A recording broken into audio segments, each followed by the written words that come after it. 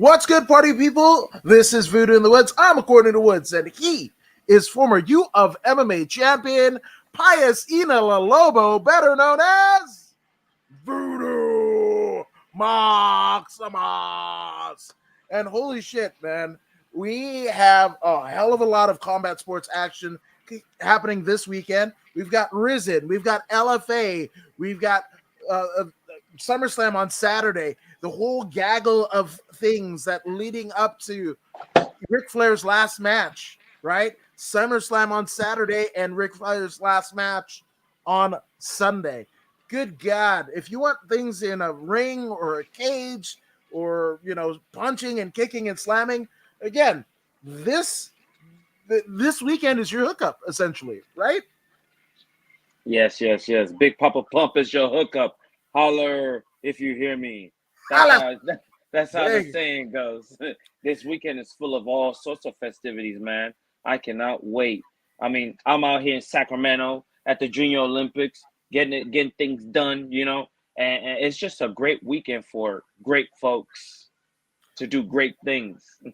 Yes, and I mean, as much as you want to, but fill the folks in. You're there at the Junior Olympics. Why? Oh yeah. Junior Olympics. My children are out here at the final stretch of their track season, and brings us to Sacramento. And it's been quite interesting to see the young, vibrant, best in the state, pretty much best in America, do their thing. We're seeing kids at their full potential, and it's a beautiful thing to witness, to behold, and I'm just happy to be a part of it. Yeah, again, as if you and your bloodline yourself, it isn't like marquee enough. My God, it's running through the veins of your brood. Yeah, this track thing is really the stepping stone for the football season. Track gets them in shape, gets that speed up, so when they get on that football field, they're more agile and mobile. But the track thing has taken on a world of its own, pretty much. And I'm very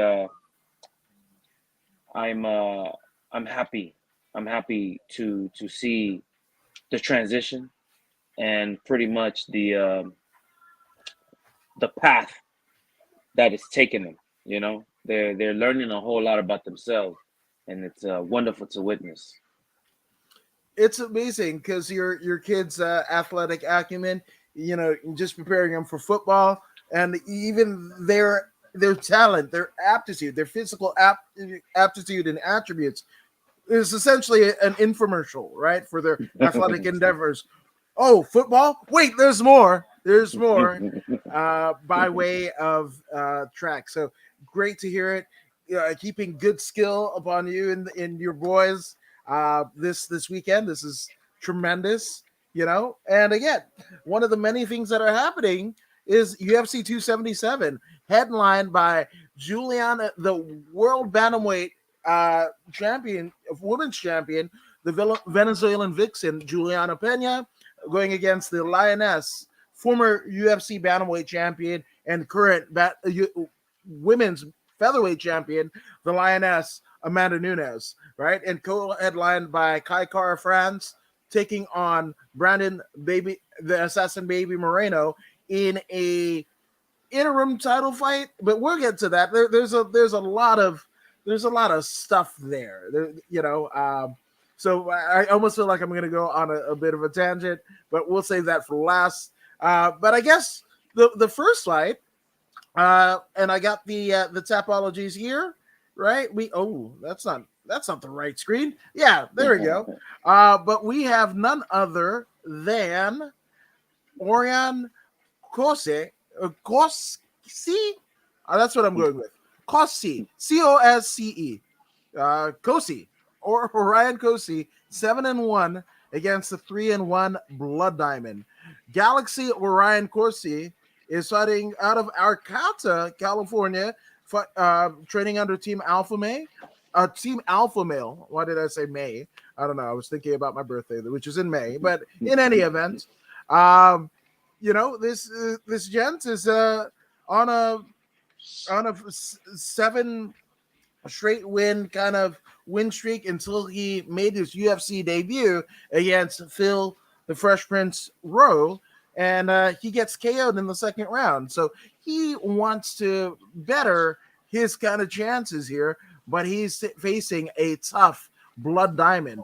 And again, Blood Diamond doesn't have a whole wealth of experience, but a hell of a name, and I'm there. And this is a guy who, much like his opponent on this night, Orion, lost his UFC debut to Blood Diamond. This comes by way of Jeremiah Wells, and Jeremiah essentially rear naked chokes him. So that's it. We've got 0-1s in the UFC. What say you, Voodoo? This one's very, very, very simple. If Blood Diamond doesn't knock him out, he's not going to win. Blood Diamond lacks intricate ground game, and without that, in mixed martial arts, you got nothing. The other fella is coming off a loss.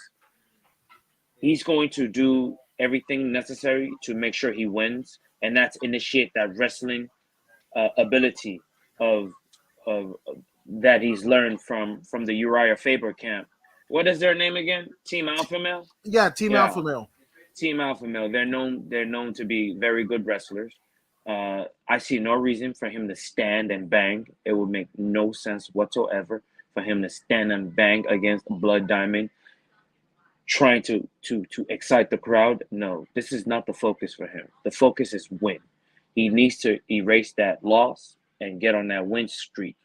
And he will initiate that wrestling. He will get that takedown, and he will ground and pound. If he doesn't get the stop no later than the second, then he will get the ground and pound finish in the third. Yeah, I'm gonna get the same way. With a name like Blood Diamond, he's gotta, he's essentially gotta knock somebody out, right? As literally there was a knockout that happened in my household, but that's another story for another day. But speaking of like days, right? McMack says, "Here's Johnny," which I believe that's what Vince McMahon said, before he started to hire paralegals, allegedly, supposedly. But anyway, and McMack says, it was at my birthday yesterday, so happy 9,872nd birthday, McMack. That's right. Yeah, may your genitalia hopefully defy gravity. Yeah, there we go. But in the second fight, and again, for those on record, I'm going exactly how Voodoo Maximus said it. I mean, if it doesn't end by KO in the first round, then it's the Galaxy. What did Dusty Rhodes say? Right, the Galaxy is reserved for you and me, Ric Flair. That was a horrible Dusty impression, but you get the gist of it. It'll be Orion if anything happens beyond the first round. So again, Blood Diamond has to KO Orion, knock him out of his Galaxy, theoretically and literally. Otherwise, it's all Orion's deal, man. He's floating off into the Milky Way. So I'm just saying. So in the second fight, and we're going to go ahead and bring this up here, we got, Jesus Christ. We've got a barking dog. That's what we got. But Nick Negromiranu, right, going who's 12-1, right, going against Ihor Poteria. And I said, even though he's like Ukrainian, I gave him a Spanish pronunciation because that's, in the words of Mark Henry, that's just what I do. There you go. But Nick is basically I mean, he's got a hell of a record, 12-1 for Nick, right? And he's been in the UFC, even though a lot of people, I mean, he's not a household name, but he entered the UFC way back on UFC on ESPN Plus 5, Right. way back in March of 2019. That was a losing effort to Sparberg Safarov, right? But then comes back to win against Alexa Kamor versus, via split decision. And he beats Hurricane Ike Villanueva, literally KOs him in the very first round, right? And then beats Kennedy Nunchukwu. Yes, I said it like voodoo. Hell yes. Via split decision on the undercard of the Colby Covington Jorge Masvidal UFC 272 card, right? Now, on the other side of the docket, we got none other than the 20-2 duelist Ihor Poteria. Yep, that's what I'm going with. I did it again. But he, all up and down his fight record, he's got a whole bunch of Eastern European names that I cannot pronounce. So I'm not even gonna. But I will tell you that this is his UFC debut. I mean, he has entered the octagon via Dana White's Contender Series back in 2021, right? Where he KOs Lukasz Sudoleski. Yes. Okay. There you go. 10 points there. Right. So that's kind of what we got here. But Voodoo, who you got? Hey, one man has proven himself worthy. The other one is brand new coming in. I gotta go with the one that's already defeated someone as credible as Nchukwu. If you can beat a guy like that with those skills that he brings to the table, you are worthy of recognition. So I'm going with the first guy. If it's not a stump in the second, then it's going to be a unanimous decision victory in the third. Well, when you were talking about, I'm picking the one, and I was like, Billy Gunn? Okay. Because that was his run where he was no longer an ass man. So there you go. But yeah, you know what? This one is a toss up. I'm gonna just for equality, right? I'm going with the Ukrainian gent because 20-2 against like Eastern Europeans, man. Eastern people that go through cold, and extreme cold and extreme heat, right? You can't really get up against them, right? Mm-hmm. So, I cite like a Blood Diamond or a Francis Ngannou who have weathered extreme heat, right? African heat. You yourself, right? Literally the sun. I mean, it feels like it's literally 30 feet above your head, right? So, and then on the other side of the spectrum, people that go through extreme cold, like Eastern Europe, right? Mm-hmm. So people of that kind of region, they deserve, I feel, a little bit of a, not a pass, but I kind of know what they've been through. And also Nick, or Niku, he's actually from Romania. So either way, if he had been through Brave or something like that, then I'll be like, okay, he's been battle tested. But where has he fought? I mean, such promotions as, let's see. Let's pull them up. It is such promotions as WWFC, right? I mean, Asset FC, GCFC, RFP, Pro FC Ukraine. Sounds like a bunch of gang banging. He been I thought it was call signs to radio stations and shit. WKRP like in Cincinnati. Hoods. He's been fighting in different hoods, hood to hood. I mean, I'm not gonna make that generalization, but yeah, it's the Ukrainian. I'm not even gonna say anything about Ukraine. There's some, yeah. There's so much that I fucking don't know that I'm not gonna speak. I'm gonna use an American analogy like pleading the fifth in in reference to Ukraine because I don't know what the fuck is going on, man. Yeah, I So gotta leave the Ukrainian. Hey, by the bottom line, we're gonna leave the Ukrainian talk alone.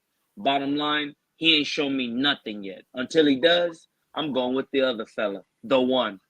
the one whose The name one. we can't pronounce other than Jesus Christ, Niku. That's what you're going with, Niku. But from Niku to uh, the Jinyon, and that would be Jiyon Kim, 9-5-2 against the Panamanian Jocelyn Edwards. La Pantera is 11-4, training out of King's MMA. Scored her second win in the UFC Octagon, and that was a win over Ramona Pascual via unanimous decision. She previously lost to Jessica Rose Clark via unanimous decision, and also Carajosa via unanimous decision. She made her UFC debut on UFC on ABC One against Yadan Yu, right? So that's La Pantera, right?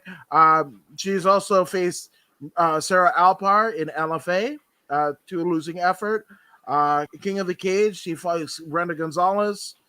She's fought, who could forget UWC in Mexico, and they for I don't want to call them a smaller promotion, but as of 2020, they had only had 22 cards, and they're rising to one of the mantles as a feeder system to the UFC and Bellator. A lot of their alumnus have ventured on into greater promotions, and not to say that they aren't, but talk about making an impact. And for the Mexican market, UWC, that's a hell of a deal, right?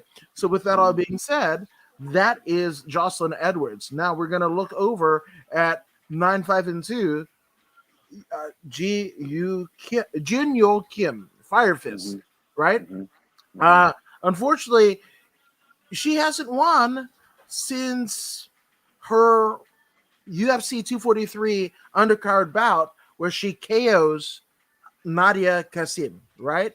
But before that, she beat Justine Kish, right, in her second fight with UFC in the UFC, lost her UFC debut to Lucy Pudilova, right? Beat Melinda Fabian via split decision.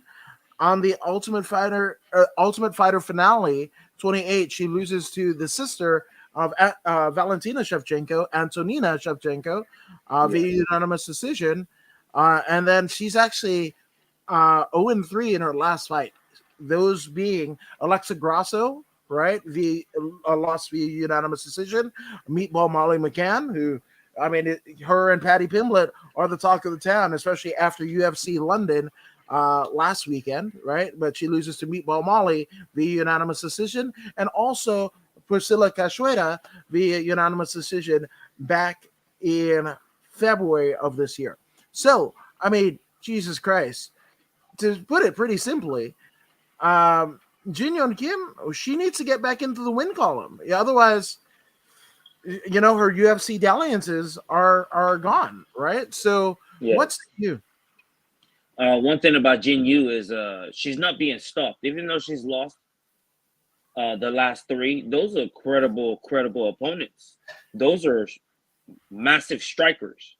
Yeah, she lost by unanimous decision, but she's not being stopped. This is the key thing that we need to be mindful of here. This is why she's still in the UFC. Usually, it's 3 strikes and you're out, and she's got a 4th fight. That tells you a little something about Jin Yu. Now, on the other hand, I would say this fight is evenly matched. And I'm willing to go on a limb and go 50-50 with you on this one, man. I'll go Jin Yu. How about that? Okay, so I'll go with the La Pantera, Jocelyn Edwards.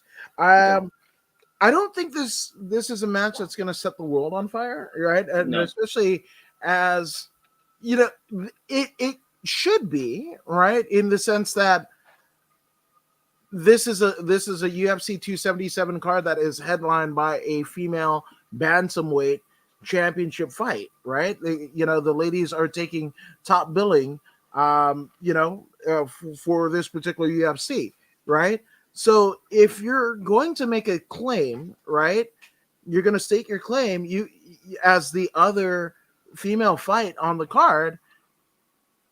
Hopefully it's a little bit more decisive, maybe a finish of sorts. But if this goes to a split decision one way or another, I wouldn't be surprised. Bottom line, someone needs to come out and claim a W. After 3 losses, there should be a fire burning under you to go out there and give everything you've got.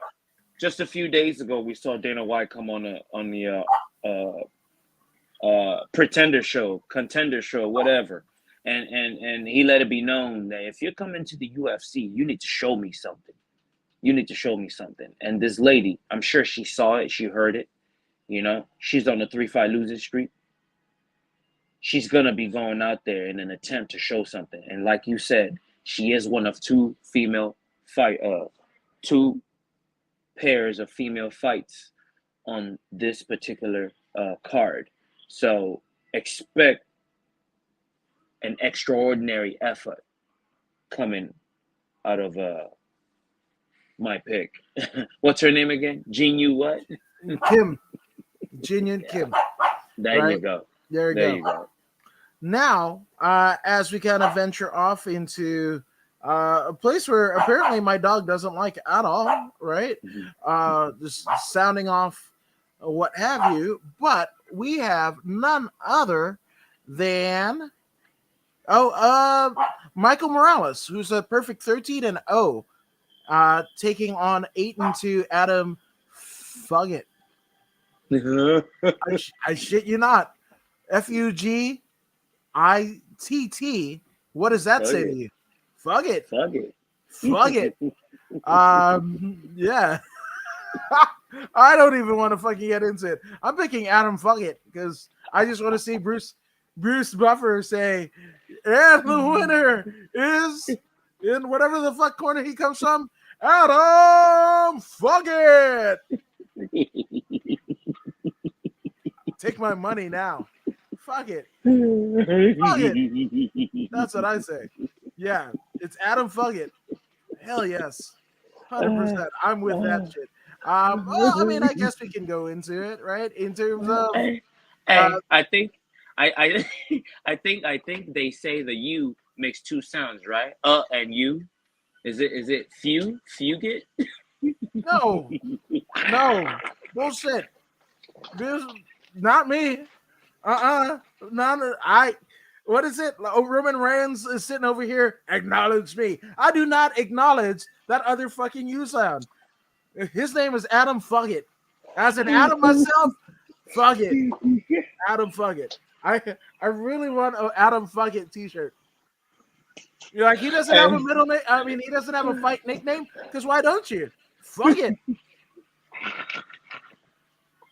Hey. He gets married and it's just like, and pronouncing the new Mr.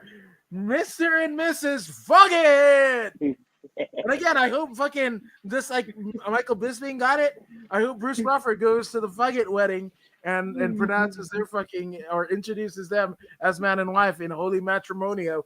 Because Fuggett. That's it. Hey. Fuck it. You know what? He's gonna win. He's gonna win the fucking flyweight. He's gonna win the fucking bantamweight. He's gonna win the featherweight, the welterweight. He's going into headline Madison Square Garden and in fucking Panama, in Brazil. Fuck it. Hey, this guy's sitting on a gold mine and he doesn't even know it. You know what? As well as the future Mrs. Fuggett. And the t-shirts he could sell, the amount of t-shirts he could sell. Oh my goodness. Fuck it. Yeah. Hell yes. Dude. He's training out of Art of War, MMA and fitness. He beat Solomon Renfro, right, in LFA 125, where he KO Solomon in again. That's a biblical name. You fucking KO Solomon, King Solomon. Like what the dude? He even beat the homie Devin Brock. Oh. KO's Devin Brock. And for those who don't know about Devin Brock's 6-2, training out of the Movement MMA in Gardena, California. And this is a dude that, in his very first professional fight at the Forum for Bellator 192, he literally beats Conry Gracie. He beats a fucking Gracie at the Forum for Bellator, the second biggest MMA promotion in the world. If that doesn't tell you anything you need to know about Devin Brock, that's it, right? And the fact that Adam Fuggett said, I hear what you're saying about all that shit. Beating Conry Gracie, debuting at Bellator at the Forum. I hear what you're saying about that. Even doing an interview with According to Woods outside, and you can find that on the YouTube channel. But Adam said, fuck it. To all of that. So there you go.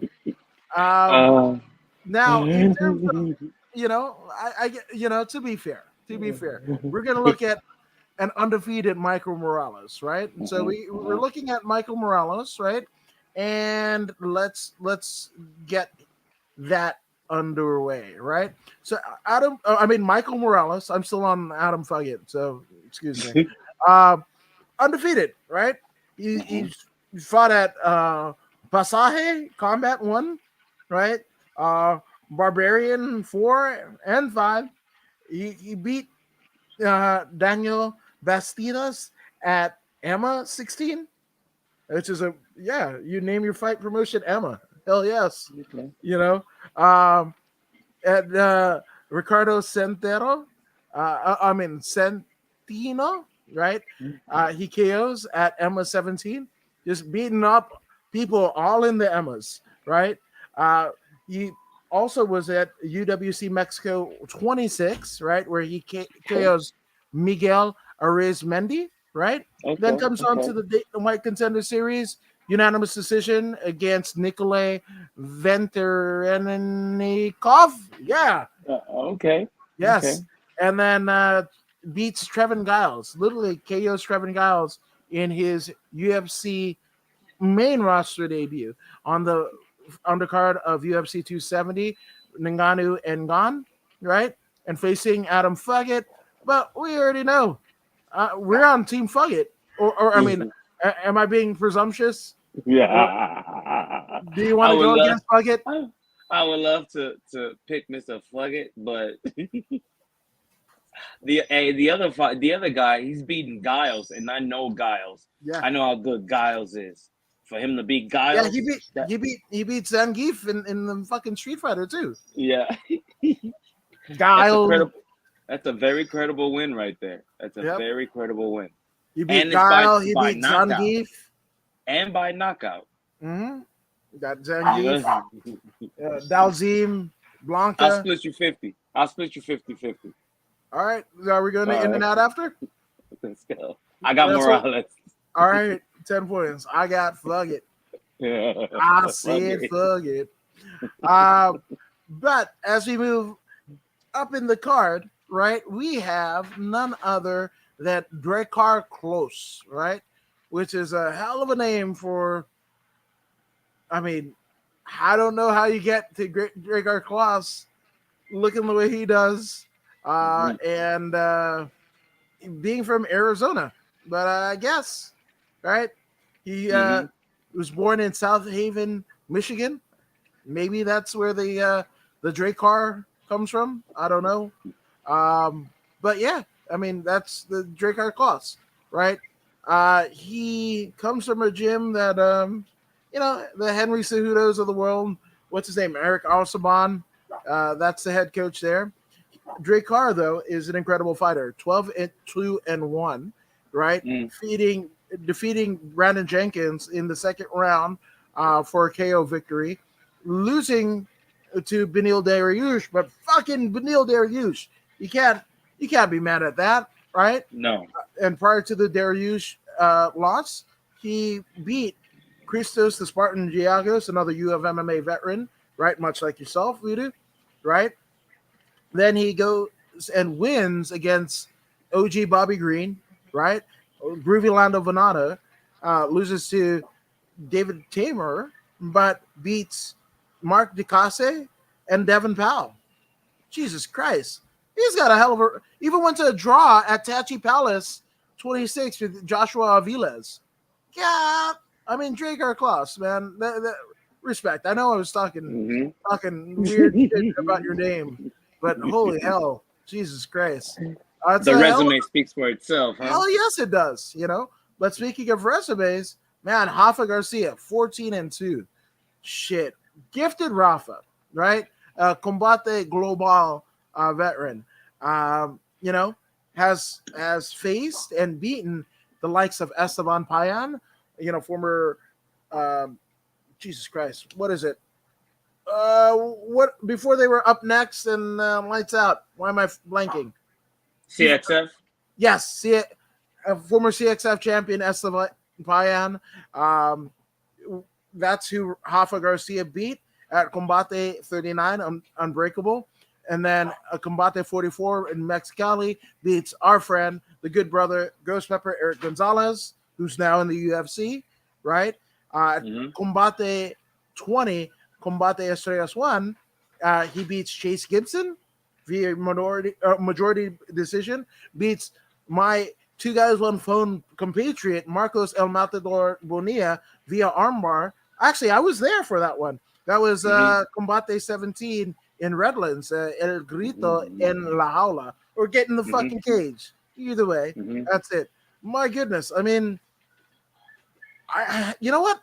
I don't know who I'm picking, but I actually am going to go out on a limb, and this is going to be my first entrant for Fight of the Night. This is, they've both beaten some legit motherfuckers, and legit motherfuckers that I've seen. Right? That's a difference. That's, yeah, this is my pick for Fight of the Night. One of the fights of the night.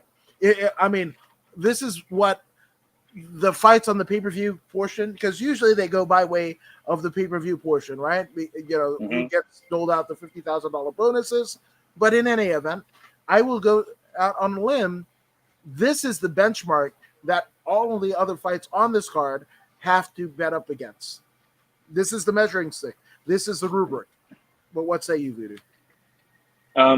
As you already mentioned, they've both fought credible individuals, but I'm going with Klaus on this one. His caliber of victory is more enticing to my eyesight. Yeah, Klaus. I got Klaus on this one. It's going to be an impressive matchup, and I would not be mad at a split decision victory for Klaus, but I think it might even make it to unanimous or some kind of knockout. I hear it. No, I respect that. Again, these guys, man, and the guys that they've beaten, fuck, man. That's to me. Neither of them have to prove their worthiness to me. Like like if I could pick, if they weren't fighting each other or fighting one of our friends, I'd pick them in the fight. You know. So this one, I just want a good showing. You know. That's what I got here. So shout out to both of them, Rafa Garcia and Drakkar Klotz. May the best man win. The fans are gonna win with this one. You're gonna see technical striking. You're going to see excellent grappling, excellent fence work. You're just gonna get the total package when it comes to mixed martial arts, because these two are mixed martial arts professionals, and they will display that come Saturday. Yeah, 100%, man. They're gonna Lex Luger the shit out this fucking fight, 100%. Speaking of the total package. Total package. Torture racking motherfuckers. I'm just saying. That's what I used to do, man. You know, even the great Eric Bischoff. He was like, that's not a legit finishing hold. I was like, there's some motherfuckers that'll walk in and piss and funny because this guy put them into the damn torture rack way back in the day. Hell yes. Yeah. Jumped around and all that shit. So I'm going to say shout out to Lex Luger, who will actually be on hand for Ric Flair's last match and the last ride of the Horseman, which you can find on Fight TV, FITE. Just saying, maybe they work out a sponsorship deal with this guys because, I mean, his fights are on Fight, so I'm just saying, should get a freebie. I don't know. That's right. Anyway, I don't know. But talk about no freebies, man. We got a heavyweight contest on this mug, right? And that heavyweight contest is none other than Dontale Mays. That's such a weird one to say. Dontale Mays. But that's his name. So shout out to Dontale, right? 9-4, right? And Lord Kong is his fight nickname. But this is a guy who, in his last 2 fights, got a unanimous decision over Roque Martinez and elbowed the shit, shades of what was it, UFC 1, right? Elbows from the crucifix, and he administered that to Josh Parisian, right? But prior to that, he Gary Goodrich. Yeah, Big Daddy Gary Goodrich, 100%. That was shades of Big Daddy, right? But prior to that, losing via rear naked choke to Rodrigo Nascimento, and then gets heel hooked by former UFC interim champion Cerrone, right? I remember that. Yep, 100%. And in terms of his entry into the UFC audience, he beat Ricardo Prasel via left cross to ground and pound, right? So TKO victory at Dana White Contender Series back in 2019, right? Now, his opponent doesn't have a whole lot of experience, but he is 3-0, the Hammer, Hamdi Abdel Wahab, right? So only 3 fights. Where's he from? Iraq? Iran? Ooh, it doesn't even say. Little is known about this gentleman. Like, flag. No. I'm sorry. Cairo, Egypt. Oh, okay. Yeah, he's Egyptian. All right. So anyway, he walks like an Egyptian. I know that was a bad fucking joke. Horrible. I'm horrible.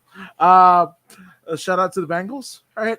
But anyway, this is a guy who actually fought for bare knuckle under Game Break Fighting Championship. So maybe that is where, he basically gets his, his comeuppance, right? Because he didn't have too many fights as an amateur. Literally 4-1 as an amateur, so 5 fights total, right? And no names that really scream out to me in terms of veteran experience, right? And then he fights 2 fights for Game Break Fighting Championship, obviously Jorge Masvidal's bare knuckle fighting promotion, right? And he KOs Matthew Strickland in 15 seconds of the first round. Then he TKOs Conor McKenna, right? Again, a first round TKO. Then he goes on to Icon Fighting Championship 1, and he beats Dustin Clements. When that was a weird one because it was a leg injury with Dustin, but then comes back at Freedom Fight Night and KOs Tyler Lee in 24 seconds of the first round. So again, not a wealth of experience, right? But you got to imagine, right? A lot of his KOs are happening within, what is it?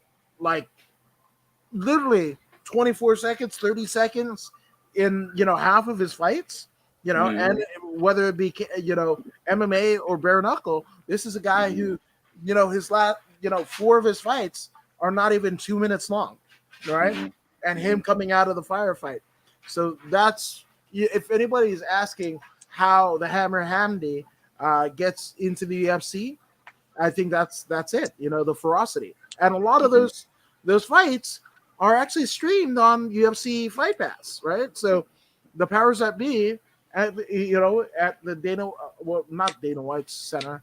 I almost want to call it the Dana White Center, but the Performance Institute, right? Out there in Vegas, whatever. I'm sure they have a stream, to everything that's going on in UFC Fight Pass, and sees this big motherfucker from Egypt fighting out of New York, and going like, yeah, if you fucking KOs a motherfucker again in 24 seconds, we're gonna slide him, and that's what I believe happened, right? Because he didn't go away. Go ahead. What gym is he fighting out of in New York? Killer B. It's not a notable one, at least not to me, right? Let's go. It's Killer B Combat Sports Academy. Let's look at people, the notables that have come from there. So head coach Brian Wright, and no disrespect to Brian Wright, but again, it's not somebody that I would know, right? Carl Baby K Robertson. I've heard that name before. Okay, Sean the Norwegian Nightmare Teed. Jimmy Lawson, Kevin Kado Doherty, and Matt Engel, Josh Peters. So I know Kurt Angle. Yeah, I know. Yeah, and that's Angle. This is Matt Engle. So, all that tells me is, though this fella might be a fine bare knuckle boxer, this is mixed martial arts.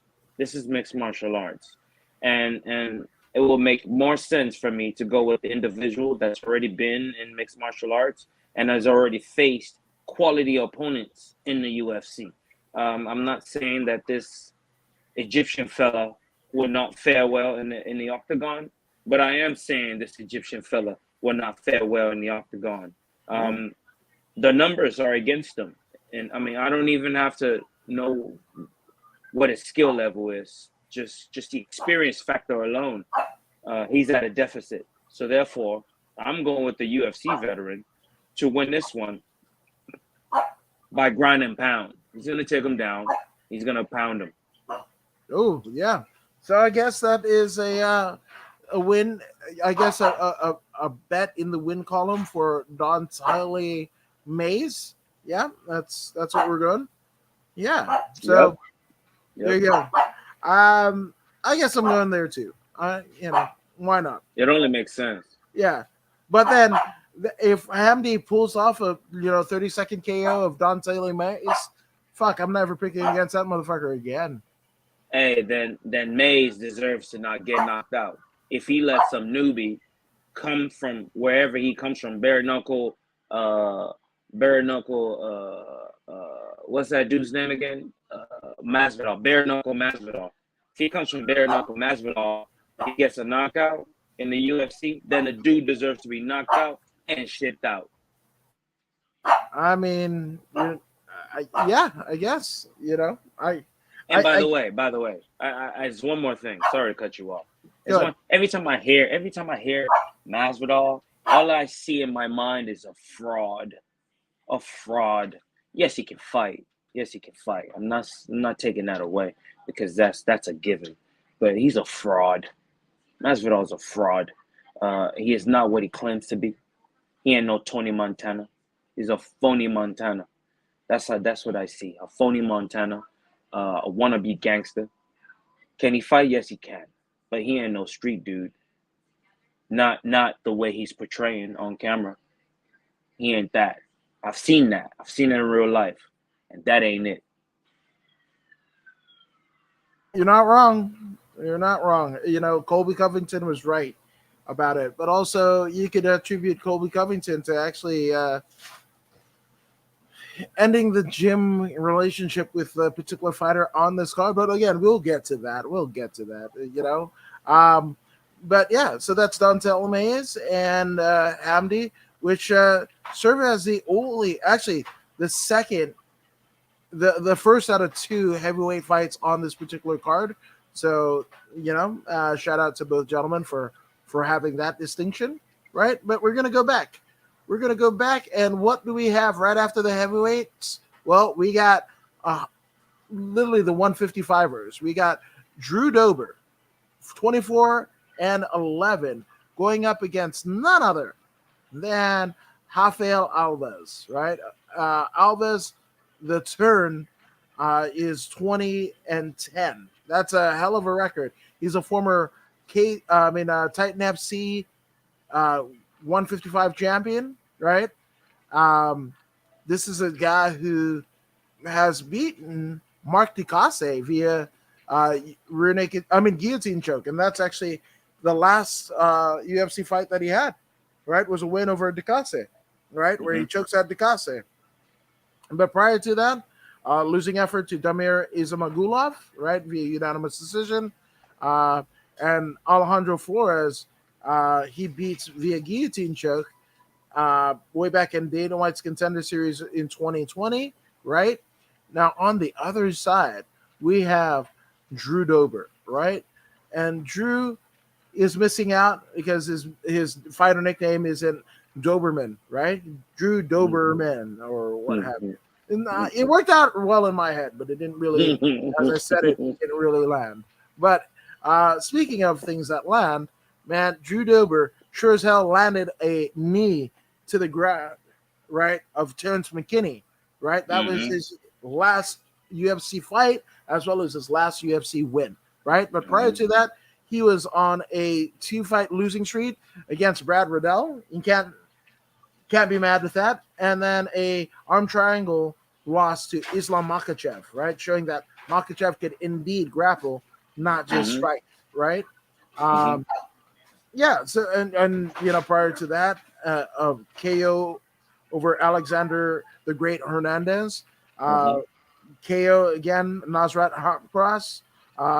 Another KO to Polo Reyes, and lost via armbar to Benel Dariush. This is a guy who's literally been in the UFC since, Jesus Christ, 2013. 2013. Holy shit, man. That's Drew Dober. I don't know how it's going to go, but you should take it away. Hey, look, once again, experience speaks volumes, especially in this game. There's a certain pressure that hits you when you're in that cage, especially when you're new to the octagon, as Dober's opponent is. Even 1 or 2 fights in the UFC, it's not enough. It's not equivalent to what Drew Dober has been through. As you've mentioned already, the losses on Drew Dober's record have been top 5 opponents, top 10 opponents. So he is no easy task. And on top of that, he's been in the UFC for how long? How many fights has he had in that octagon? That octagon experience is significant. And I am going with Drew Dober to stop this fella in the 3rd round. I like it. But speaking of things that I like, well, our good brother Mick Mac says, I hope I'm as cool as Adam Woods one day. I think you already are, 100%. But he, for sure, is not as gray as Voodoo. That's right, man. There you go. Right. Fresh to death. But speaking of things that could potentially die, I don't want to say that they're going to die. They're going to die someday, but hopefully not in the octagon. But we've got the great white, Alex Morano, right? And let me pull that up here. We've got the great fella. Yes, man, the winner of many fights, right? But the great white, Alex Morano, and he's going up against the equally tough the guy who smells burger, Matthew Smellsberger. That's what I know. He has another fight nickname, but I do not acknowledge it because he's the guy who smells the burger. But speaking of like the great white Alex Morano, man, this is a guy who made his UFC debut way back on the undercard of the Robbie Lawler, I almost said Jerry Lawler, the Robbie Lawler Carlos Condit fight card, where he beat Kyle Noak. That's a name I haven't heard in a while. The Australian in a long time. Yeah. But he beats Kyle Noak via split decision back in 2016, right? And I could go down of the people that he beat. We're talking about Josh Berkman, Keenan Song, Zach Otto, Max Payne, Reese McKee, Donald Cowboy Cerrone, David Zawada, Mickey Gall. That's it. And the Mickey Gall win, that was his last time in the octagon back in 2021, right? But then he's got Matthew Smellsberger. It's Semi the Jedi. I don't like it. It's fucking the man who smells burger, Matthew Smellsberger. But looking at the record of Smellsberger, this is a guy who fought in I almost said KFC. The fuck, CFFC, Cage Fury Fighting Championship, right? He beat Zulkarian Kamachelebekov. Yeah, yeah, via split decision, right? That's right. Makes his UFC debut against Carlton Minus, where he wins via unanimous decision. Beats the Vanilla Gorilla Jason Witt via KO in the first round in 16 seconds. Loses to Chaos Williams via unanimous decision. Beats Martin Sano with a 15-second right cross on the undercard of Alexander Volkanovski versus Ryan Ortega. And his last fight and last win was against AJ Fletcher via unanimous decision at UFC Fight Night just in March. So that's what we got. I like both guys, so it's very. I like both guys too. Yeah, it's very hard for me to pick. I'm gonna see what you say, sir. I like both guys as well. But I'm a fan of the Great White Shark. The Great White Shark. He's got the old school techniques, but I believe he's refined it to such a point that it transitions quite well into the new age. His grappling is beautiful. His pressure is consistent, and his hands are on point. He can kick, he can punch. He's a very good kickboxer, but he will weigh you down with his hands. Smellsberger will try to initiate the takedown, but I believe the Great White's defensive grappling is sufficient enough to keep the fight standing. And if he does make it to the ground, I don't see him getting damaged or stopped on the ground. He's too good to be stopped on the ground. He will get back to his feet, and he won't win this fight by split decision. I like it, but I see what you did there. You said exactly what happens to me every time I see a burger, and that I smile when I look at said burger. It says Smellsberger. That's my nickname apparently, according to Voodoo. So I like it. But I'm going to I'm the man who smells burger, Matthew Smellsberger. All right, that's who I'm going with because. Yes, his record isn't as notable as Morano, but I like his second last name, man. Smellsberger. So, there ain't no more to it. So fucking Matthew Smellsberger for the burger. Do it for the burger. There's a chance he might be smelling burger while he's sleeping too. Ooh, that too, man. Grilled onions hit me the same way too. Fuck. Why you got to do that to me, Voodoo? But speaking of things that are getting done to, I don't know what the fuck Anthony Smith did to get all this shit. Now, Anthony Smith, Lionheart, as he's known, 36-16. Jesus Christ, man. This dude has been fighting, God, almost since like Cain and Abel, I want to say. But this is a guy who faced John Jones, nearly got killed. Literally, we almost saw a damn murder in front of our very eyes, right? But he was fighting, Anthony Smith was fighting amateur back in 2007, I should say, right? Makes his not UFC debut, just his pro debut against David Moran in 2008. So that's 15 fucking years ago. And I know that because that's when my son was born. Actually, my son was born in 2007. So that was... I started at FedEx in 2008. That's why I remember that particular year.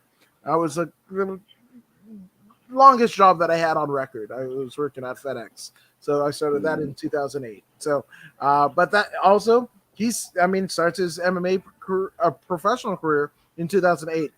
I've long since... left FedEx, but this guy's long since getting beaten in the head a lot of times, a lot of different promotions, promotions that don't even exist anymore. Illinois Regionals is all it says. He fought in Cornhusker Fight Club, whatever the fuck that means. He He It must fought. be Kansas or something. He fought a guy named Ben Crowder, which sounds like Chowder, right? In a promotion called Corn Husker Fight Club. Right? Um, he beat a guy named Logan Clark, not Brian Clark, who used to be Adam Bomb in the WWF, but Logan Clark, right? And a promotion called Seconds Out Promotions. Like, Interesting. That's usually what the people like.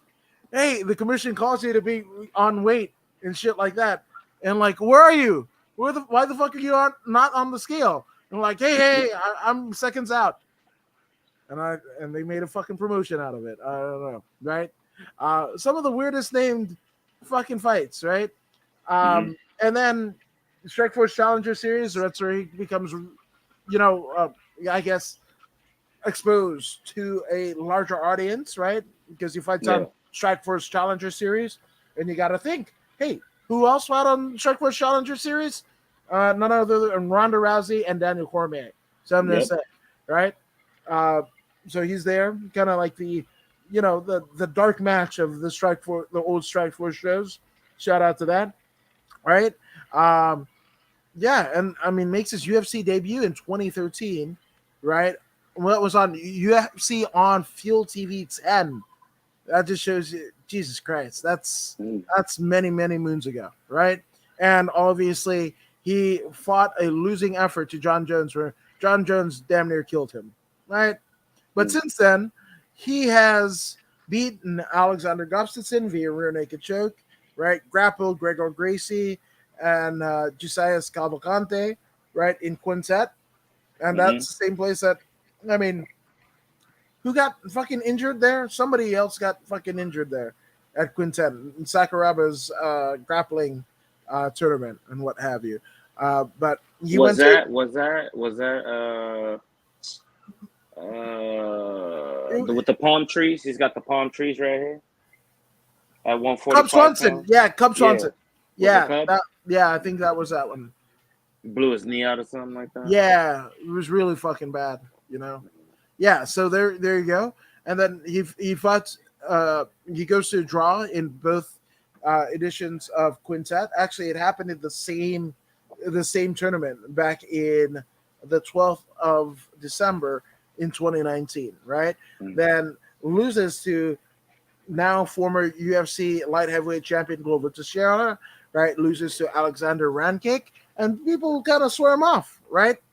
Because, lost to fucking Teixeira, lost to Jones, and it was a fucking horrible ass fight where a lot of people questioned, the commission after that, the one-sided ass kicking that John Getting Jones his teeth knocked out. 100%, right? But then after that Rankic loss, he goes on a 3-fight winning streak, and that is against Devin Clark, Jimmy Crute, and Ryan Spann. I mean, he finishes all of them, right? Devin Clark triangle choke, Jimmy Crute doctor stoppage where Crute gets a leg injury, and a rear naked choke against Ryan Spann. Now he goes up against Magomed Ankalaev, right? Now, Magomed Ankalaev, let's go ahead and look at this gentleman, right? Who I think he's going to win. He's a 17-1 Russian destroyer. That's who he is, right? And he's faced none other than, and won, right? Against the likes of Maxim Gershon, right? Wagner Prado. And that's pre-UFC. Then loses to Paul Craig, but hasn't lost in the UFC since that loss to Paul Craig. Marcin Porcino, KOs. Klidson Abreu, unanimous decision. Dalcha Langjiambula, KOs with a front kick. Ian Kutalaba, you go down in the first round in 38 seconds. Another fight with Kutalaba. He goes a little bit longer, but still KO in the first round, right? Nikita Krylov, unanimous decision win. Volkan Ozdemir, former UFC title contender, unanimous decision win against him. Another UFC former title contender, Thiago Santos, the Hammer, right? Unanimous decision. Jesus Christ. I think Anthony Smith is going to get fucking murdered. Anthony Smith has hit a point in his career where He already had his run for the title. He is now in there against a guy who does nothing but fight.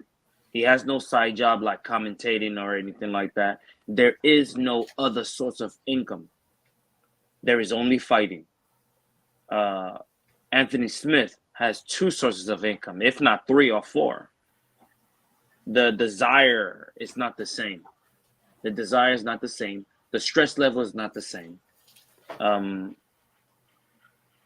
Russian seems to be much more equipped for war than Anthony Smith is. Anthony Smith is that American that's lived in luxury. He's lived in luxury over here in America. You know, he's had the finer things in life. And then you got the Russian who comes from snow, comes from that harsh living, like you said about the Eastern Europeans earlier, comes from that harsh living. You know, all he knows is fighting. That's his bread and butter. That's how he feeds his family. And you want this American, this American with everything he's hoped for. He's already seen it. He's already gotten it. You know, he's gotten a title shot already. He didn't win, but he's gotten it. He's been on the main card. He's headlined. He's done all that already. The desire is not the same. It's not the same. Not this guy coming up, this up and coming killer. He's coming up. He hasn't seen that top of the mountain yet. He strives for it. He wants that title shot. And he already told Anthony Smith, I'm going to kill you. Your time is up. It's my time now. He already told him, I'm coming in and I'm going to take you out. And I believe him. He's going to go in there and he's going to take him out in less than 15 minutes.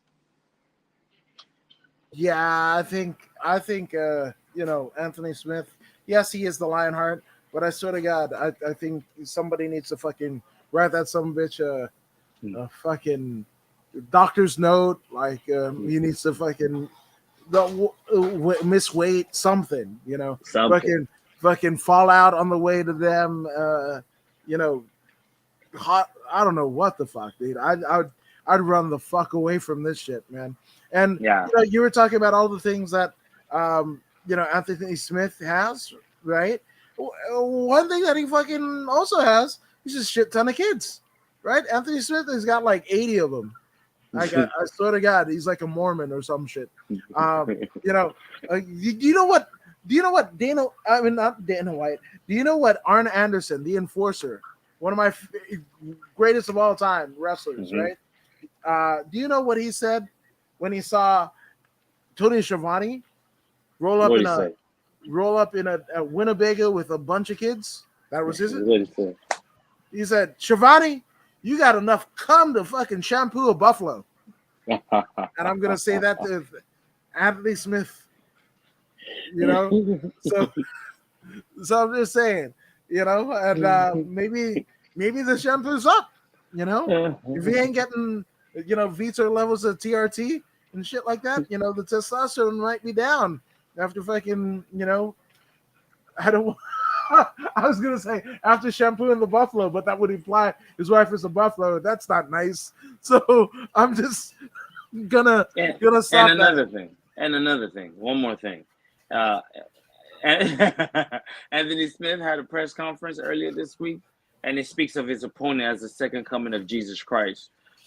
When you look that highly of your opponent, well, it's not him.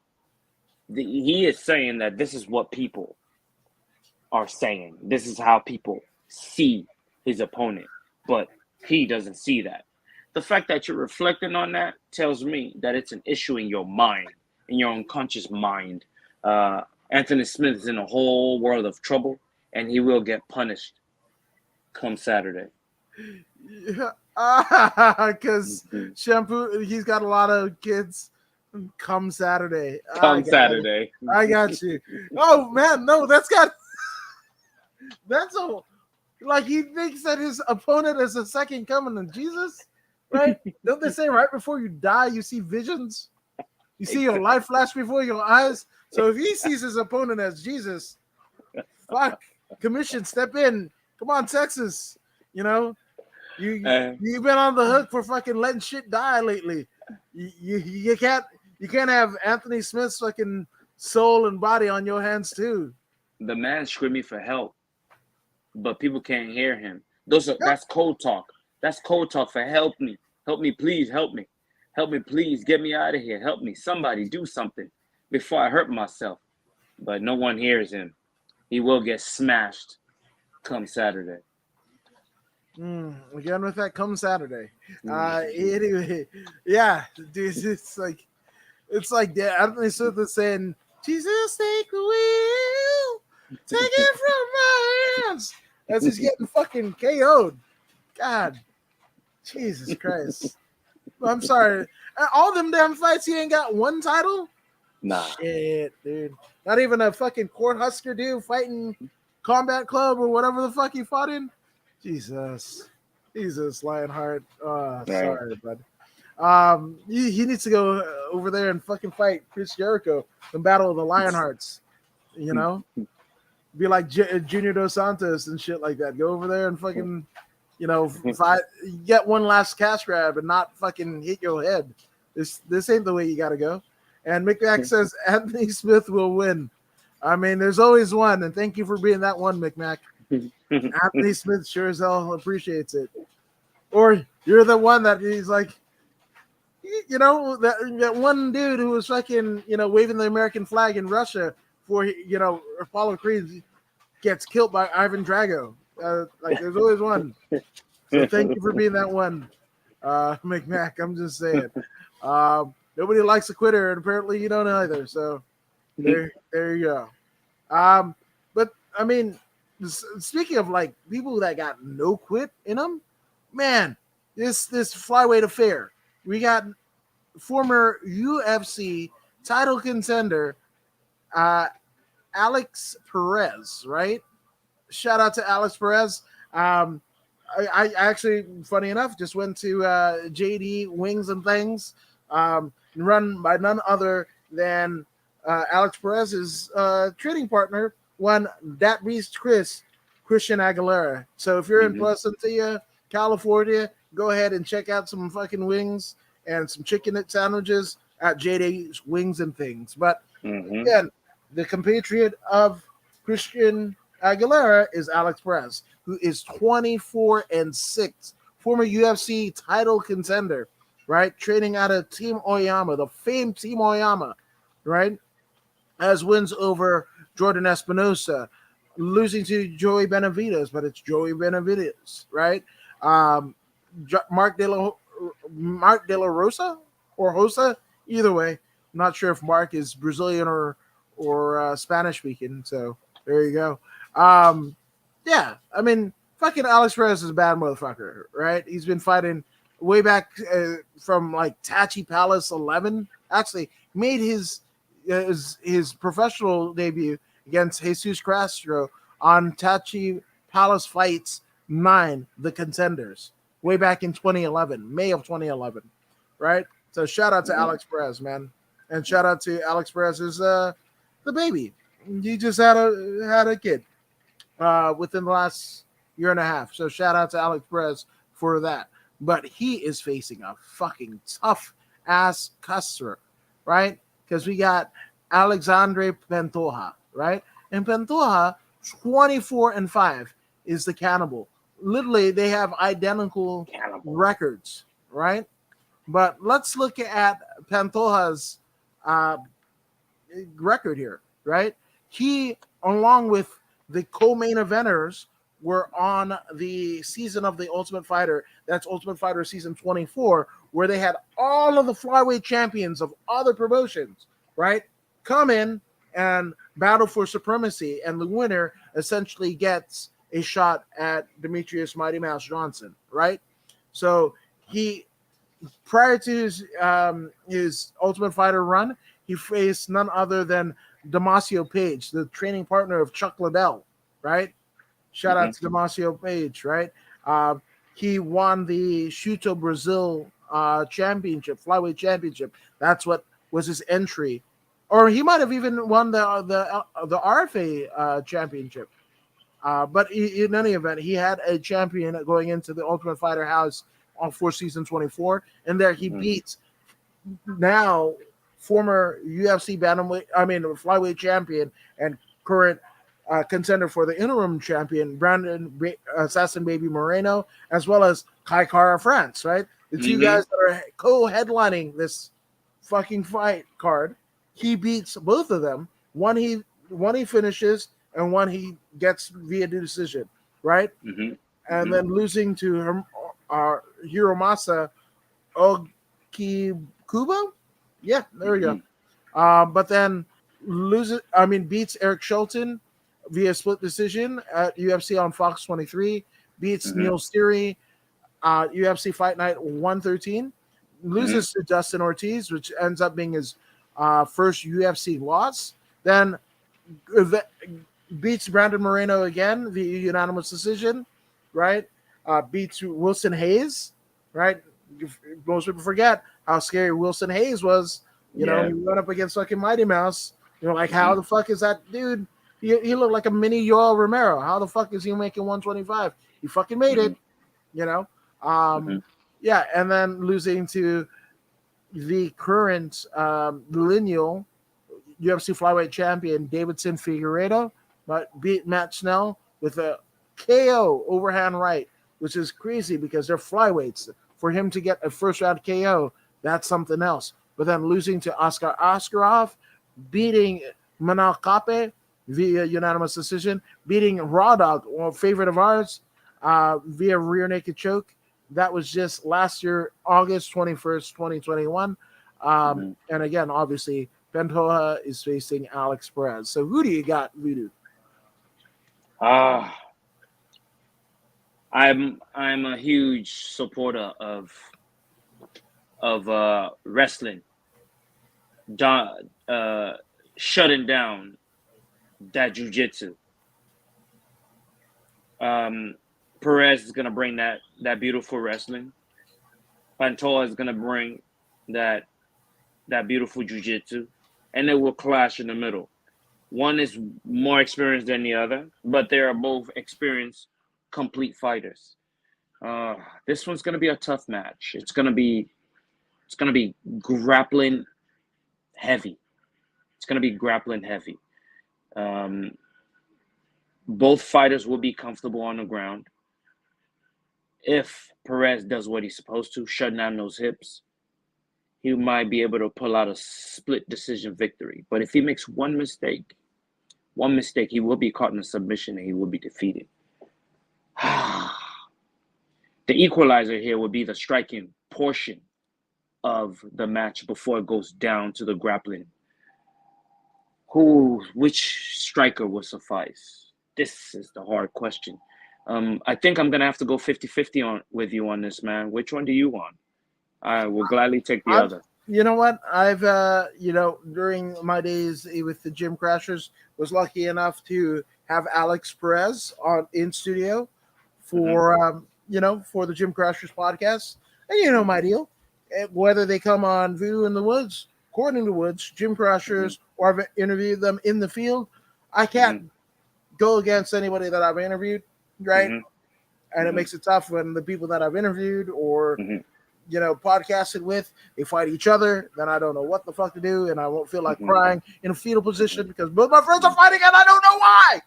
But anyway, I think I'm gonna go with Alex Perez. And Mick Okay. Mack says any man with two hands that has a fighting chance, and I think True. I Very think true. that was that guy with the no chin, James Ellsworth. That's Mm. what he said as That's Braun cool. Strowman went to go kick his ass. So I'm gonna say. Yeah, I would gladly pick Mr. Pantoja. And it was very unfortunate today at the press conference. Both Pantoja and Perez were in on the stage, and not one question directed to either one of them. This is a ball drop by the media that was present. At least one of them should have taken notice of what was going on and asked at least one question of these individuals. These are accomplished fighters. The media should be ashamed of themselves for not acknowledging these two veterans of the UFC. It's a slap in the face. It's completely disrespectful, and I just don't understand why not one of them not one, could not acknowledge these two individuals. No, I agree. I agree. It's rough. It's rough on both sides of the coin, right? Because like MMA media, they have a certain quota and clicks and whatever, right?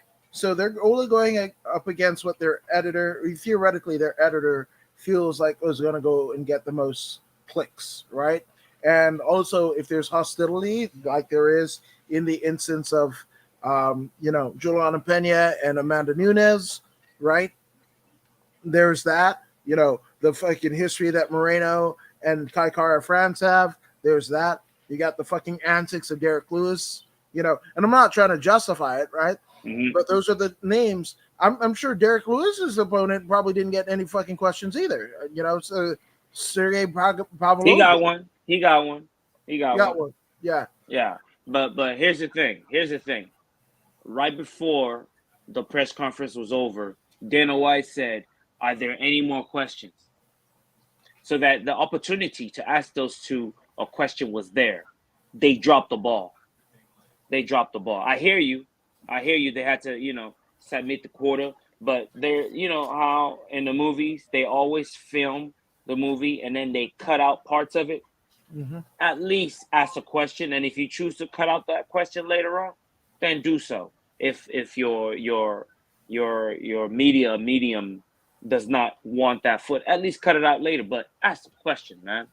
Ask the question. They've earned the right, and they deserve the respect. Is all I'm saying. No, I agree with you 100%. And I'm super glad I'm not fucking MMA media. I'm an interviewer and podcaster, not to make it about me, but that's the thing. I'd rather not even be in those fucking media scrums and shit like that. Just fucking, hey, you want to do a fucking podcast? Do it, and we're good. You do That's it in the comfort of I'll come to you. Fuck the lights and cameras and shit like that. I'll come to you, whatever. So shout out to both Alexandre Pantoja and Alex Perez. Everybody, when Perez was fighting for the fucking title, they had questions for him. They wanted to know his story. Yeah, that is a fucking ball drop, 100%. No, and especially if this could be a title eliminator match. Exactly. And you had nothing. Yeah, agreed, 100%. So, shout out to both gentlemen. That Alex Perez, Alexandre Pantoja, 100%. They deserve respect. We're giving them that, at the very least here. So, just saying. Now we got a big fucking meaty fucking match here. We have the 15-1 Sergey Pavalovic, right? The Russian gentleman, right? He's a champion of a particular Fight Nights Global. Yeah, he was their heavyweight champion. I forgot about that. And up against him is the Black Beast, Derek Lewis, right? So let's go ahead and look at Sergey Pavlovich, right? Because he's been in the UFC a while, but a lot of people don't know who he is, right? Coming into the UFC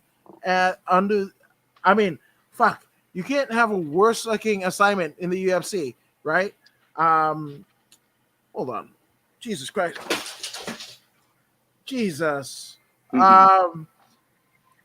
Yeah, he fucking faces Alistair Overeem, right? His first fight in the UFC. Holy shit. Then it just kind of goes down from there. But beat Maurice Green, beat Marcelo Golm, right? That sounds like somebody from the Lord of the Rings, right? Was supposed to face Cyril Gahn, Tom Aspinall, and Tanner Boser, right? But beats Shamil Abdulrahmanov via TKO, right? So there's that. Now you have former UFC interim title contender Derek the Black Beast Lewis, right? My balls is hot, right? And the Popeyes chicken spokesperson, right? This is a guy, again, has been been in there with some of the all-time greats, right?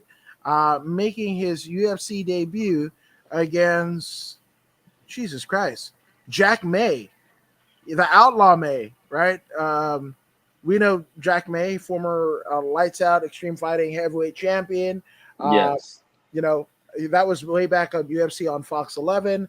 Guto Innocente, um, for first round KO on the undercard of the Ultimate Fighter 19 finale.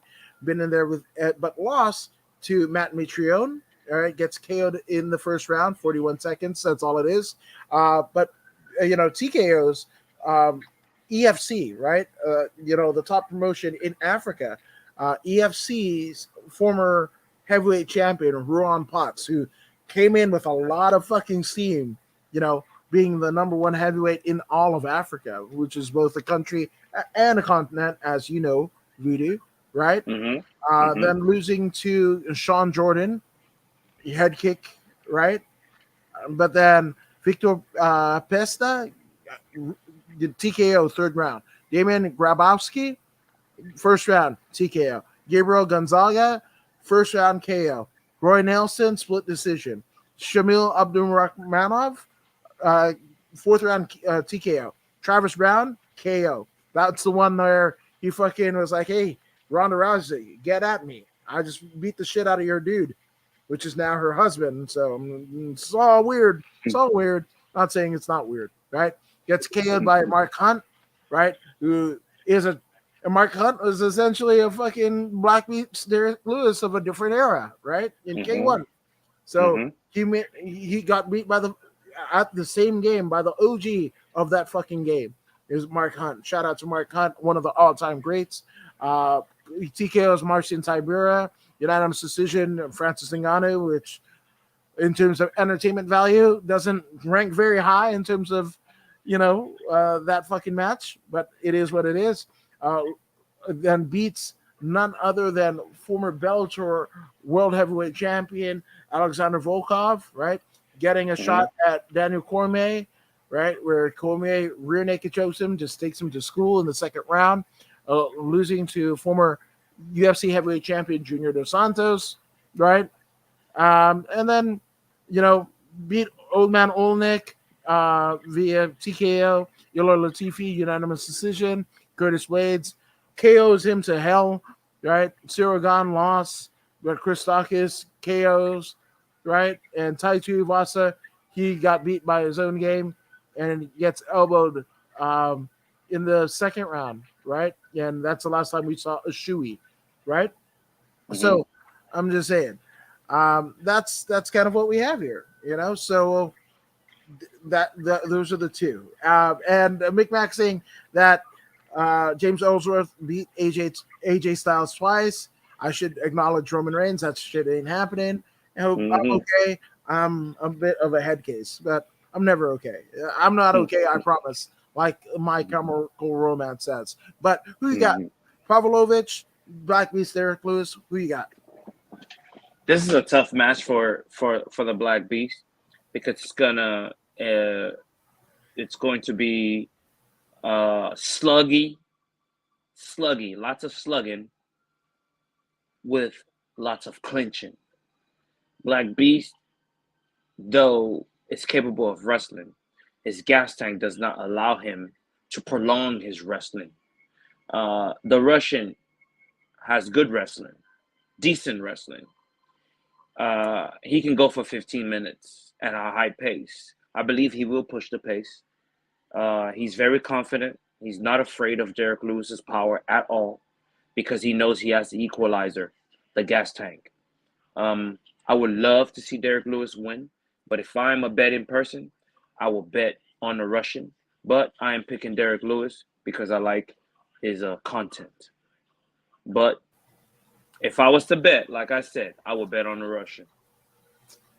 Yeah, 100%. And I would even say, like, we got a fan. Darla wants to say hi. Hi. Right. But you'd be like, but it's Derek Lewis in Texas, right? But what happened last time Derek Lewis was in Texas? He gets KO'd by fucking Cerrone, right? Supposed, what was it? Interim one-way title switch, bullshit that they fucked Francis Ngannou out of, right? A payday because they wanted to see Black Beast win in Texas, That shit during pandemic, that shit didn't happen. So I'm just saying. So maybe I am gonna go with I love fucking Derek Lewis. Don't get me wrong. You know, what is it? USA up in this hole, you know, like all of that. But will he get grapple fucked by the fucking big ass Russian? More likely than not. So I'm actually going to go with the Russian Sergey Pavalovic for the win. Yes. Yeah? I'm not mad at that, man. I'm not mad at that. It only makes sense.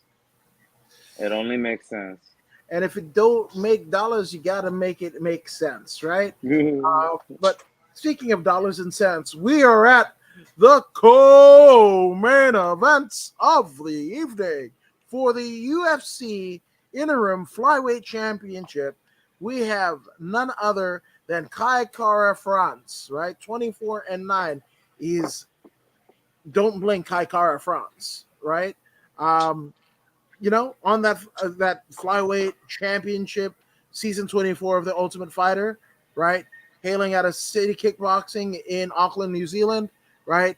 Has beaten the likes of Cody Garbrandt, Rodrigo Bontorin, lost to Brandon Royval, beat Tyson Nam, lost to Moreno, right? Or Moreno, I should say, in their second contest, right? Or was that their first? Yeah, that was their first contest. Yeah, right? First. Right. You know, and I mean, even beat our guy Oloringting, you know, the Mongolian murderer. He made it to the UFC. That guy, stone-faced assassin. That guy. He is every bit the Mongolian murderer. But Kai Kara France pre-UFC beats him, right? Via unanimous decision, right? Shit me, man. Kai Kara France has beaten the who's who of the world flyweight contenders to earn this shot, right? Obviously, Brandon Assassin Baby Moreno, former UFC flyweight champion. But I'm going to kind of do a sidebar here, right? Okay. I love the fact that this is a co-main event. This is what a caliber of fight that both Kai Kara France and Assassin Baby Brandon Moreno do. But the thing about it is, where I take exception for it, and there's kind of two ways, right? Do you remember back in the day when none other than one of the all-time greats, the Mighty Mouse, Demetrius Johnson, was the kingpin of the flyweight division, and Dana was talking all that type of shit that he was going to fucking kill the division. Hell, even sent TJ Dillashaw from the bantamweight to flyweight, and that whole shit with Dillashaw happened and what have you, right? With the, we supposedly, allegedly, we don't know what the fuck happened, but obviously, performance enhancing drugs were in play that got EPO. That got TJ Dillashaw a fucking 2 years suspension, right? Or maybe even more than 2 years. In any event, that's here, right? But you go ahead and almost kill a fucking division, right? But now, because Mighty Mouse, who is a person of color and might not be that exciting, I think you'll even be the first to admit, right? Outside of his, dalliances on Twitch and all that jazz. But it's weird how he was the most dominant champion, right? Nobody's going to go on a flyweight run, much like Demetrius Johnson, but you're going to fucking kill that division, right? And say that he doesn't have pay-per-view points, right?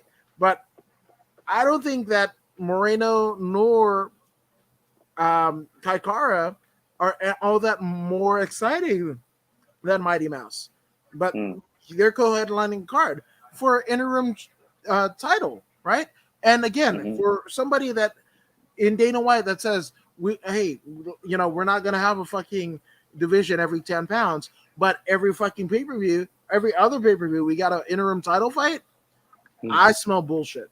And again, for a division that you wanted to kill, that you literally sent an assassin from a division, 10 pounds heavier to fucking kill, and that didn't even go your way, right? And why do we have an interim title fight? Oh, because maybe he's playing the fucking Piper. He's biting off more than he can chew. But fucking Figgy, Davidson Figueiredo, the reigning defending. Well, he's not defending champion. He's like, I want $1 million for this trilogy with Moreno. Right? Mm-hmm. Whether that's right or wrong, I don't know. Right? But this is a guy who successfully went ahead and got his fight bonus administered to him in cash, right? So he can fight again in less than a week, right? Something crazy. I can't remember the fucking time, right? So do you blame him because you set the precedence? You set the fucking precedence of giving him what he felt he was due, and I'm not going to go against that. But you also gave a fucking YouTuber $250,000. There you go, man. There you go. Though the YouTuber was given private money from Dana White's bank account itself, it's still the same thing. It's still the same thing. You sign off on these checks, right? So if Figueiredo feels his skills, his character, his charisma is worth $1 million, then I have no problem, witnessing him fight for what he feels he's worth. All fighters should do this. We've been talking about this for years now. They should all band together, fight the machine. This is the only way you can beat the machine. If you all stand together, like the movie Dinosaurs that my kids loved so much when they were young, stand together, and they all went versus the T-Rex or whatever that creature was. I mean, when you go up against a beast together as one, you can win. This is what we mean by when we say start a union. No one mini dinosaur can go up against a T-Rex and win. Your lunch meat. Figueiredo, he claims to be injured, and he wants to be well compensated for the Brandon Moreno fight. It's a tough fight. It's a tough cut. He's taken months and years off his life every time he makes that cut. And then he goes in there and he gets his brain bashed in. I mean, this is a tough fight. And, compensation is compensation. Well, in the meantime, we have this co-main event. Brandon Moreno has beaten Kai Kara-France before. But the thing about Kai Kara-France now is he's learned the art of takedown defense. And his striking is more precise and more clean, right?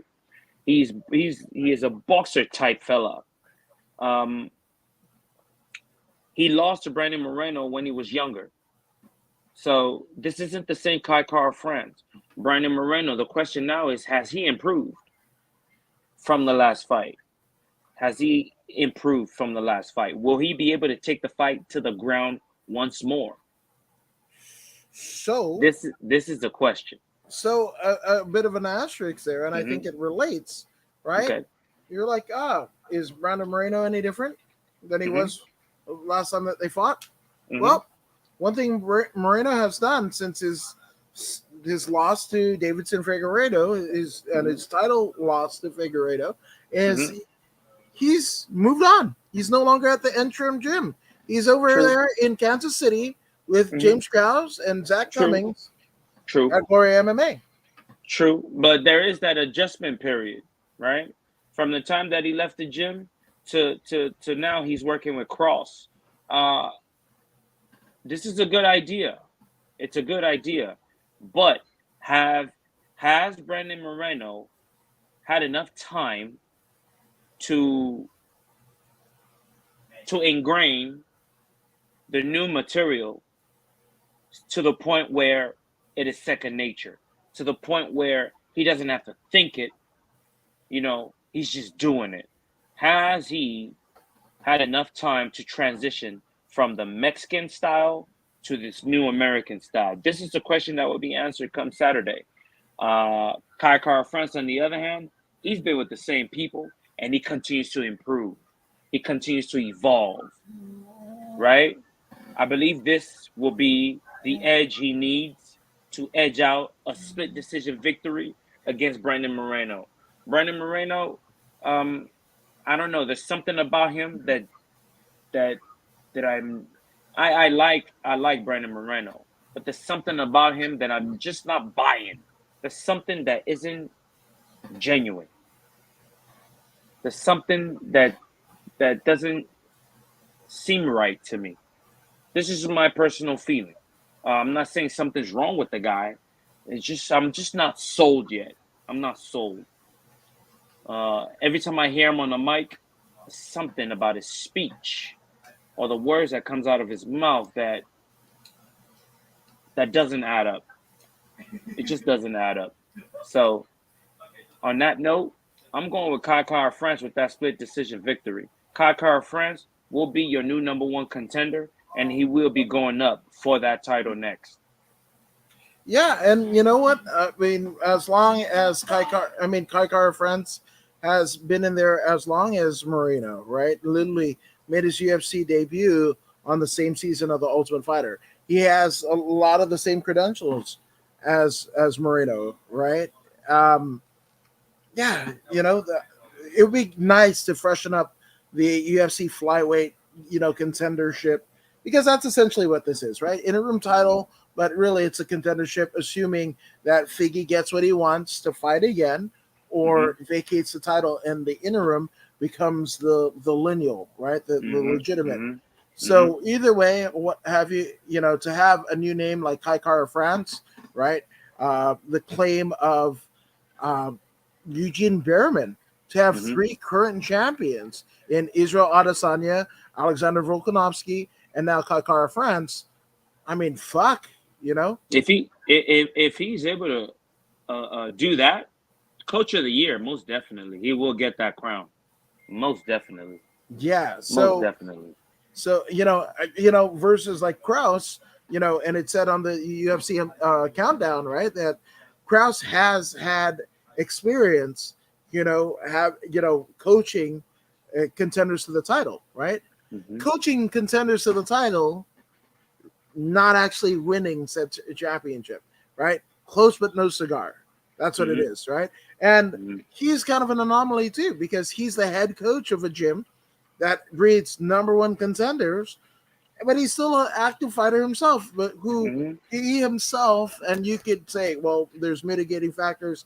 He's got so many, a wealth of business acumen that, hmm prevent him from actually, competing. He would be a world champion if he was able to train full time, but he's got all of these other influences, including Glory MMA, where he is the fucking steward of a lot of people's careers, a lot of title contenders. So he's a bit of an anomaly, right? hmm All that being said, right? Close but no cigar versus somebody hmm who has two current champions in their roster and a potential for a third. So hmm yeah, I think it's cool. It'd be a nice little linchpin of Kai Kara France's career. hmm I love what he did with his garage. He has a recovery, not a gym, but a recovery room, which could be completely different than Assassin Baby Brandon Moreno, who has a gym in his garage, but hmm Kai Kara, he's all about the fucking recovery. So, which there could be a change in the guard that could be signaled tomorrow night. So, I too, nothing against Moreno. I love them both. I got a Brandon Moreno T-shirt after he won the title. Shout out to Represent 209, right? That's some hmm place that you're close to. hmm Um, hmm but yeah, Kai Kara France, man. hmm Hey, man. Kai Kara France. Actually, you know what? Forget these two fighters. You mentioned James Cross, and I want to touch on James Cross real quick, and his impact on the sport. Yes, James Cross is a man. What do you call a coach, and also an active fighter. It is unfortunate for James Cross that he has to sacrifice his own career to build these other fighters, because that is what he is doing. Um, James Cross is a coach of the future. He's a coach of the future. Uh, James Cross brings to the cage the type of knowledge that we talk about every week. When we talk about free flow, this is the type of knowledge that James Cross is bringing to the cage. The other type of people that are doing this is that Factory X people. They are on the same page. James Cross is taking your average fighter, and he's trying his best to get them to the point of free flow. Brandon Moreno is smart enough to understand what's going on here, and he's trying to jump on that bandwagon before his time is up. Brandon Moreno, does he have the potential to get to that point? Yes, he does. Yes, he does. And because he's so small, meaning weight-wise, it's easier for him to make it to that point, right? Now, going back to Cross, whatever his name is, you know who I'm talking about. His mind is of the future. He understands the future of the sport. He understands where the sport is going, and he himself, along with his fighters, he is Moses with the Israelites on his way to the promised land. The promised land will be flow state, free flow. Now, they're trying to leave flow state Egypt and moving on into free flow. This is what he's doing.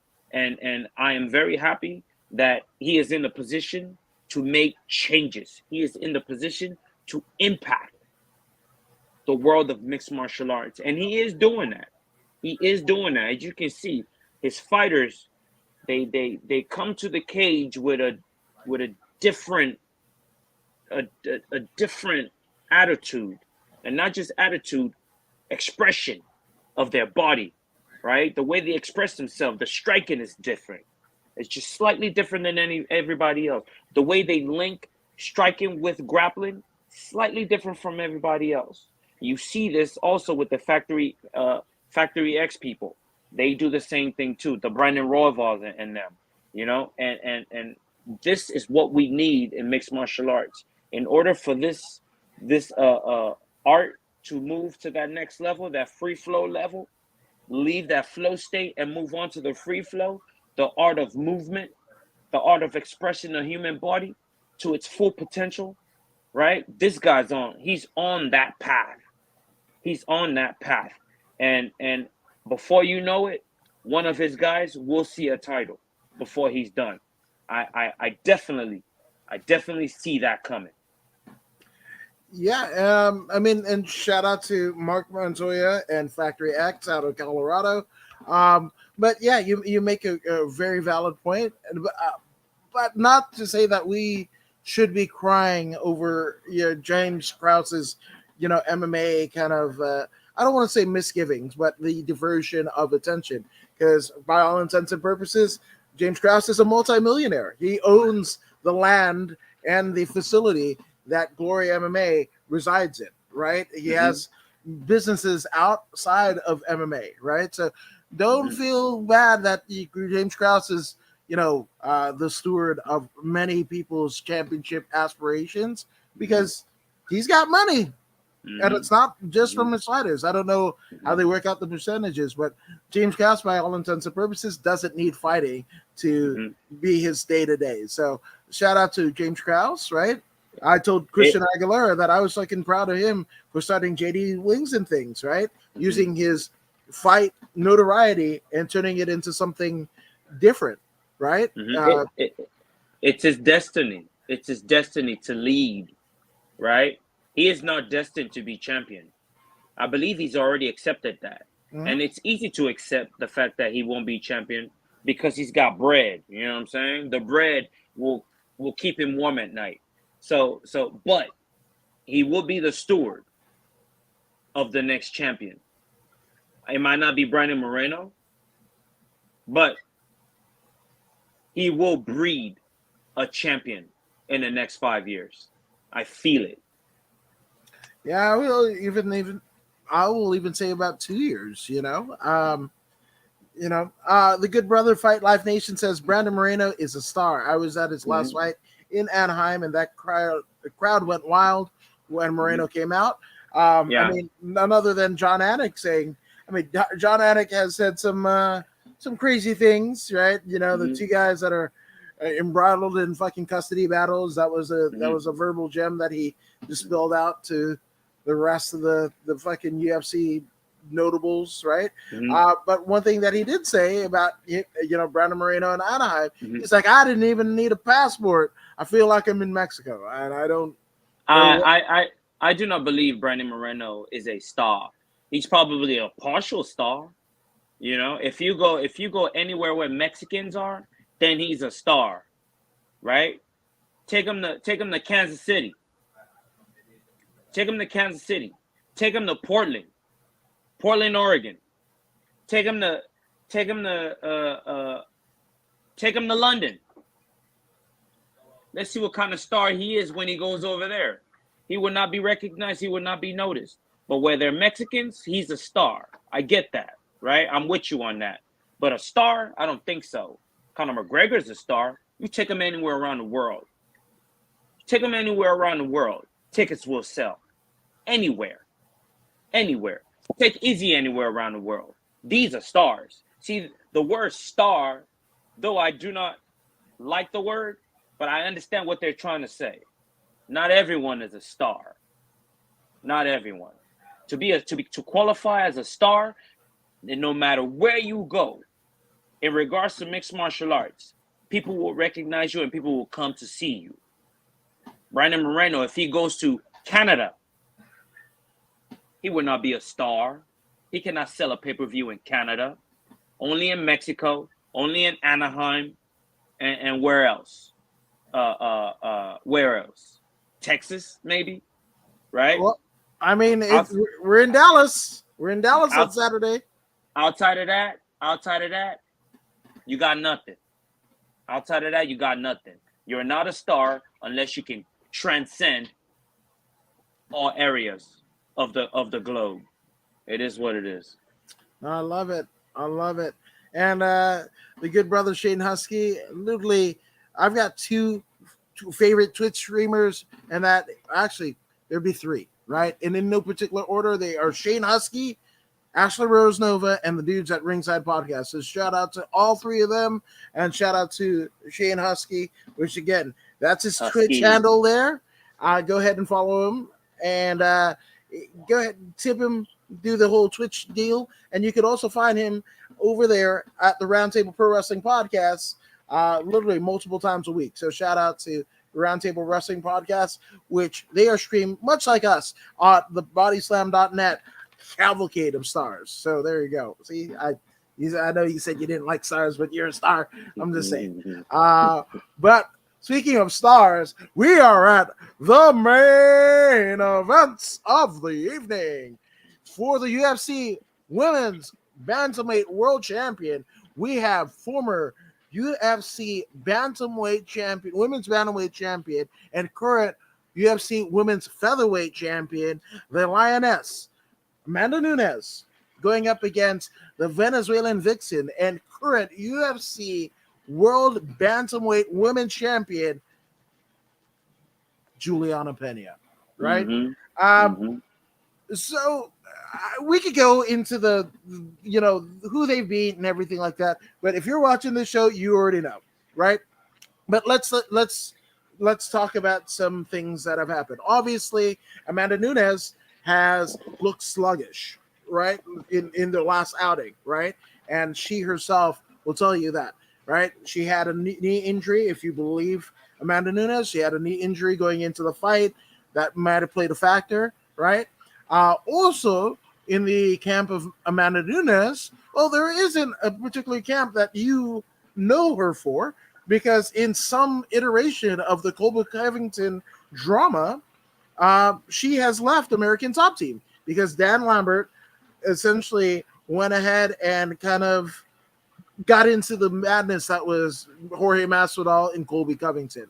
Whatever that is, paired with the fact that she didn't look great and lost one of her titles, right? Where even Joe Rogan was like, she's invincible, right? That aura of invincibility was off. So with that all being said, that has led Amanda Nunes to actually build a team around her, right? She has her own gym now. Now that could go either one or two ways, right? Because we were just talking about, Brandon Moreno going to Glory. That could be an awesome move. But again, much like when LeBron went to Miami, it took a while, like a season. Everybody thought they were just going to get ahead and get a ring, right? But it took a while for, even though at the time, three of the best players in the league on a team together, Dwayne Wade, Chris Bosh, and LeBron James, all on a team together. They were like, oh my God, they're going to win. They're just going to win, right? And that didn't happen, not for another season, right? And that acclamation is something that Brandon Moreno is going to face, right? But now, in another analogy, you remember what happened to Rocky when he ended up building a team around him, right? And he was going up against Tommy Machine Gun, and they were like, Rocky, you're soft, right? Or that might have not even been Tommy Gunn. That might have been Clubber Lang. I'm fucking up my Rocky movies, which is wild because love Rocky. But anyway, I've seen a lot of fights since I've seen the last Rocky and whatever. So all of the shit, like if you're like, yeah, Thunderlips and fucking, the guy from Jumanji, the second one, main events at WrestleMania, I'd be like, yep, cool. There's a lot of fucking wrestling and MMA and combat sports in there that they all just kind of bleed together like this. But anyway, I worry about Amanda Nunes, right? I want her. I mean, secretly, I want her to win, right? I wouldn't be mad if she wins, but her building a team around herself singularly, like we saw that with Paulo Costa recently, right? Didn't necessarily work out, right? So, there's pros and cons to that. I don't know, especially after losing so decisively, how that could work, but I also see the need for her to kind of switch it up with how badly she lost, right? She, on her own self-admission, will tell you that she was a step off every interaction with Pena, right? So there's that, right? So, and Fight Life Nation brings up a great point. Nunez is the betting favorite and the more accomplished fighter and should win, but she quit on herself. Blamed her team, made excuses. I'm putting my money on Pena to repeat. I see what you're saying. And here's a counterpoint, right? So Juliana Pena, right? The girlhood dream of being a UFC champion. She, joins an exclusive list of Ultimate Fighter winners that have gone on to claim championships for their own right, right? She said in her post-fight speech, like, hey, if you believe it, you can achieve it, something to that iteration. She's like that girl, she's a female superhero. She's a literal Wonder Woman, right? That being said, right, she is tough. She's mentally tough, right? She's got a strong mind. She believes in herself, right? But that can go one of two ways, right? She walks a very fine line, right, between cockiness and confidence, right? And I don't know which, she dips her toe in both, right? Have mad respect for her team. Rick Little, I think he's a genius. He's, got mad respect for him. And you got mad respect for Sam Cecilia and Michael Chiesa, right? Everybody from Sick Jutsu, right? Mm-hmm. But there's some weirdness there, right? She went on Joe Rogan, right? Went on Joe Rogan, and on Rogan, it was like, I kind of don't like you, Joe. What the fuck you betting against me? And I'm all like, I know what you're saying. I know what you're saying. But does that endear her, right, to anybody else, right? Her throwing the pitch at the White Sox game, did that really endear her to anyone else, right? Her going on Barstool and her getting used to it, right? There's strength, right? But there's a bit of her strength that could be off-putting to some people, right? That might separate her from the true, I guess, to coin a phrase, power and glory that she is so deserving of, but also she craves. And sometimes her attitude and none more emboldened than winning the UFC bantamweight champion to, Mm-hmm. at the time, and decisively beating arguably the greatest women fighter of all time, right? Mm-hmm. That can do a lot to the ego, pro and con, right? Now, Mm-hmm. mind you, she doesn't have anybody to prove to, not to me. The only person that she really has accountability for or accountability to is her family, her gym, but more importantly, her daughter. And I think her daughter is going to be amazing. I think that the fact that, Dana White back in 2010 saying there will never be women fighting in the UFC, and here we've got a landmark card headlined by two female fighters in the prestigious women's bantamweight championship, and both of the combatants are both mothers. I think Mm-hmm. it's amazing, right? Mm-hmm. So I don't know if I'm making a pick here. I'd say the best woman win. Are there pros and cons to what could happen if either win? Mm-hmm. Absolutely. Personally and Mm-hmm. professionally, right? Do Mm-hmm. I think that the UFC capitalized on the appeal of Amanda Nunes? No, not by a long shot. Even Joe Rogan was like, there should be, WME Endeavor sits less than a half a mile, maybe a mile away from the West Hollywood, where Mm-hmm. as somebody of the LGBTQ plus community, Mm-hmm. you think you would have fucking posters all over and up and down West Hollywood, Mm-hmm. Castro, in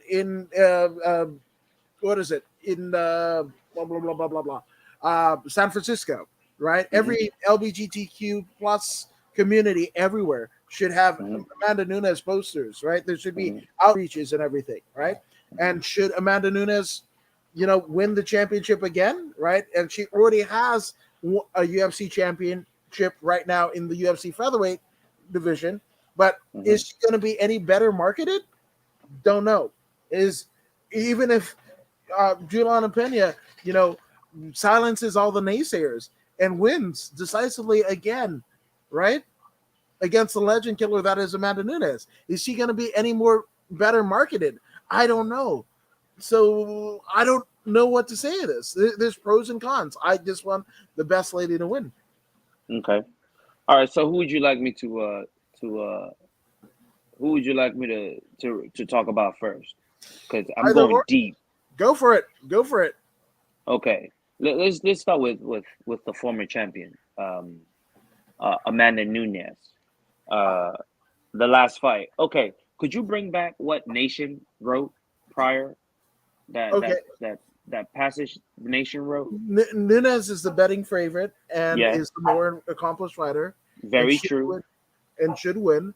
She Okay. but she quit on herself and blamed her team and made Okay. excuses. I'm putting my money Okay. on Pena to repeat. Okay. Okay.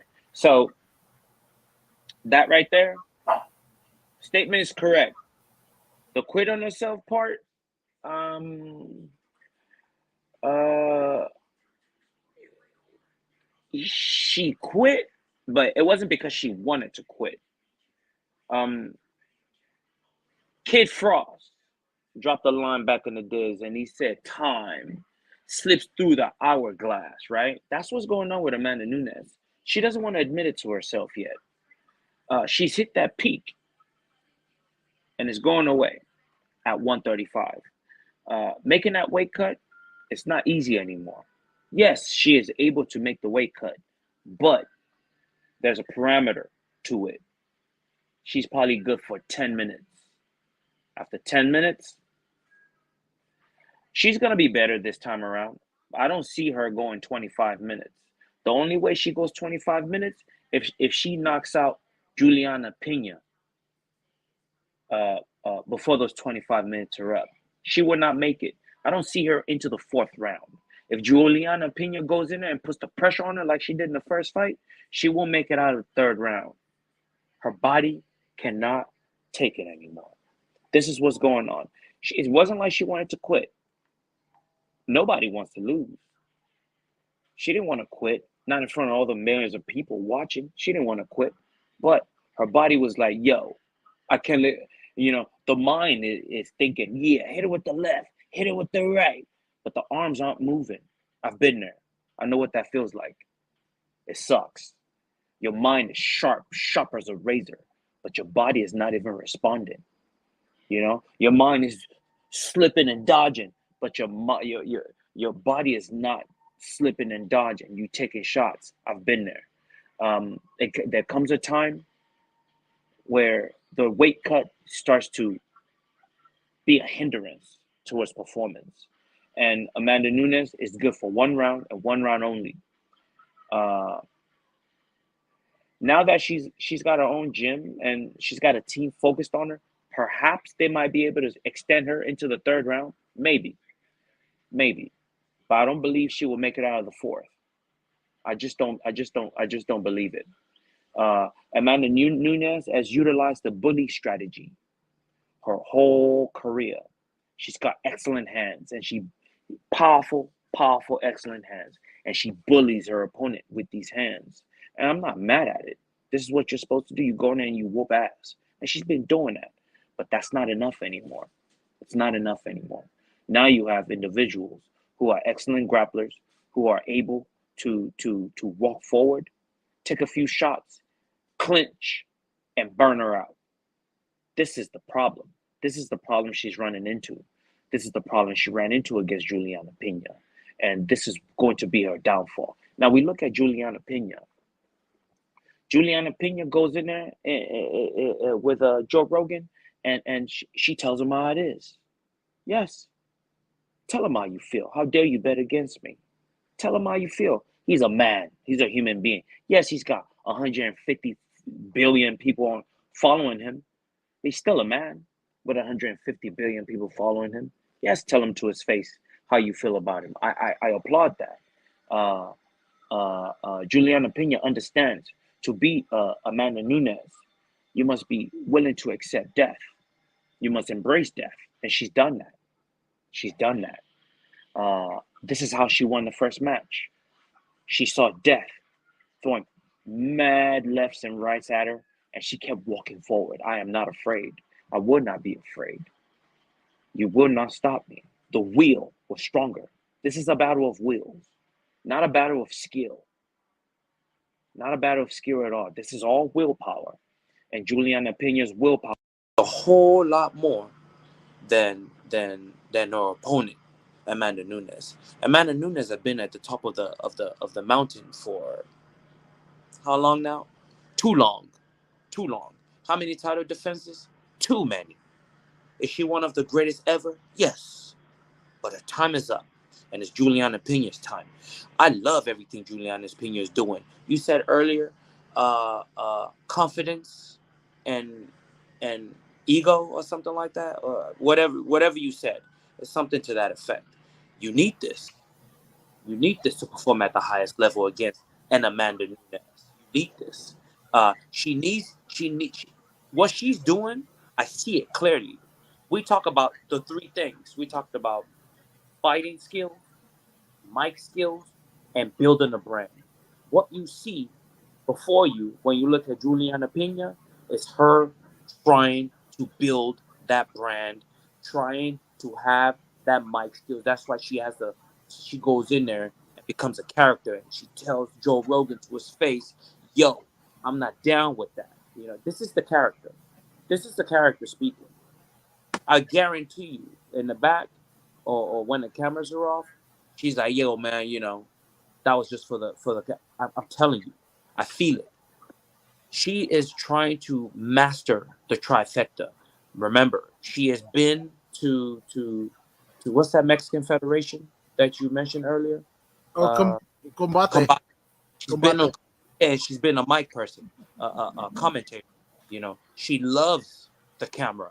She wants to be in front of the camera. Juliana Pena is already setting up post fight, uh, uh, uh, her post fight, her transition. After she's done fighting, this is what she wants to do. You can see it clearly.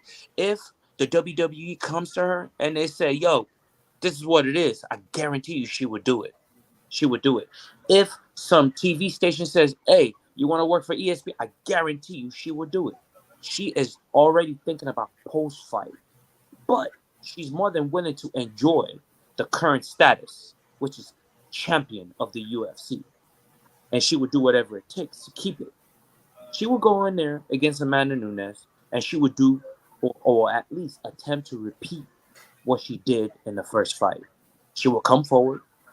She will brawl like she did. She will take shots. She's willing to take shots, and guarantee she will be. Though she will be willing to take shots, she will be looking for that clinch a whole lot more this time around. She'll be looking for that clinch a whole lot more. She'll be looking for that takedown.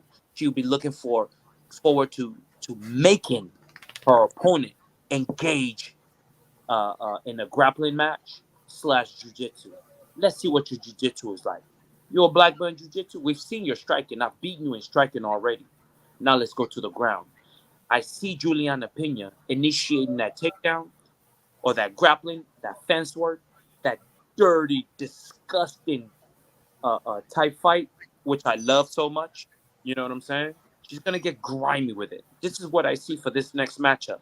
You will not see a slugfest. She will only stand with Amanda Nunes long enough to shoot that double or that single to get her to a fence or get her to the ground, and that's where the match is going to be. She found the most success on the ground, and she's going to continue where they left off on the ground.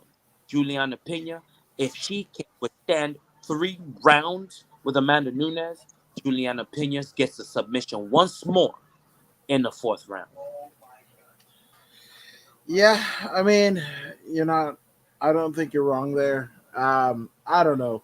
Like I, I love the story of both of them. So, you know. Um, but Is Juliana speaking of Yeah, but speaking of stories, Micmac says, please don't discuss any new Jumanji. They're terrible. You say that, but talk about things that are intellectual properties that The Rock is releasing. Hey, he just had a deal, with the XFL, right? didn't So he he's buy bought yeah, it? he no 100%, and potentially if I mean word on the street. This is just purely rumor and innuendo, but should WWE get sold, especially after Vince's retirement? Um, some people, and I kind of thought it, but some people echoed it, that he could come in almost like how Magic Johnson did with the Dodgers as minority order, along with a bunch of other people, or like Endeavor with Dana White, Yeah, right? that's more like it. That's more like it. Uh, Yeah, W is $1 billion corporation now. He like doesn't have, $7 billion. Yeah, yeah, he doesn't have the money to buy WWE, but he can spearhead it and have like you said, what is it? What do you call it? Endeavor? What do you call Endeavor, it? yeah, WME Endeavor. Yep. WME. WME could purchase it, but I don't see him by himself doing it. No bank would lend that kind of money. Mm-hmm. Yeah, so fuck. Again, that's it. But that's intellectual properties with The Rock in it. So you might not like Jumanji, but let's see what he does with the XFL, right? And in terms of leaving gyms, right? After Cowboy left Jackson Wink, right? He built his own gym. And what was his record after that? I could be wrong, but he only had like 1 or 2 wins versus 7 or 8 losses, right? And one being the fucking blowing out his broken nose and the fucking shit with McGregor, like There getting is there's nothing wrong with leaving. Nothing at all. I will advise any fighter that feels like they've what do you call that? Hit a plateau to leave. Nothing wrong with leaving. Uh, the problem with Cowboy is he left too late. That was his problem. He left too late. He left way after his prime. He was already on a descent when he left, right? The best time to leave is when you're still ascending, right? So if he would have left when he was still ascending, I guarantee you would have seen a different result. Training in his own gym was not the issue. It was the fact that he was already old. I mean, we have a man that's been fighting since the days of the WEC. You know what I'm saying? He fought at the days of the WEC. He took every match offered to him in the UFC. He took all fades. Uh, uh, I would like to see a brain scan of this guy, the brain trauma that he's taken over the years. I've seen every last one of his fights. He's so many wars, so many wars. Yes, he had a lot of victories, but he took so many shots as well. I believe this is the reason for the seven out of eight, 7 losses out of 8 matches. This is the reason he's taken so many shots, and his time was up. I believe he fought too long. You know, that was really his problem. He fought too long. By the time that he was getting his own gym, that should have been retirement time for Donald Cerrone. He stayed in the game too long, which is why you saw so many losses on his record. He's a veteran of the sport. Like I said, he's been in the game since the '90s.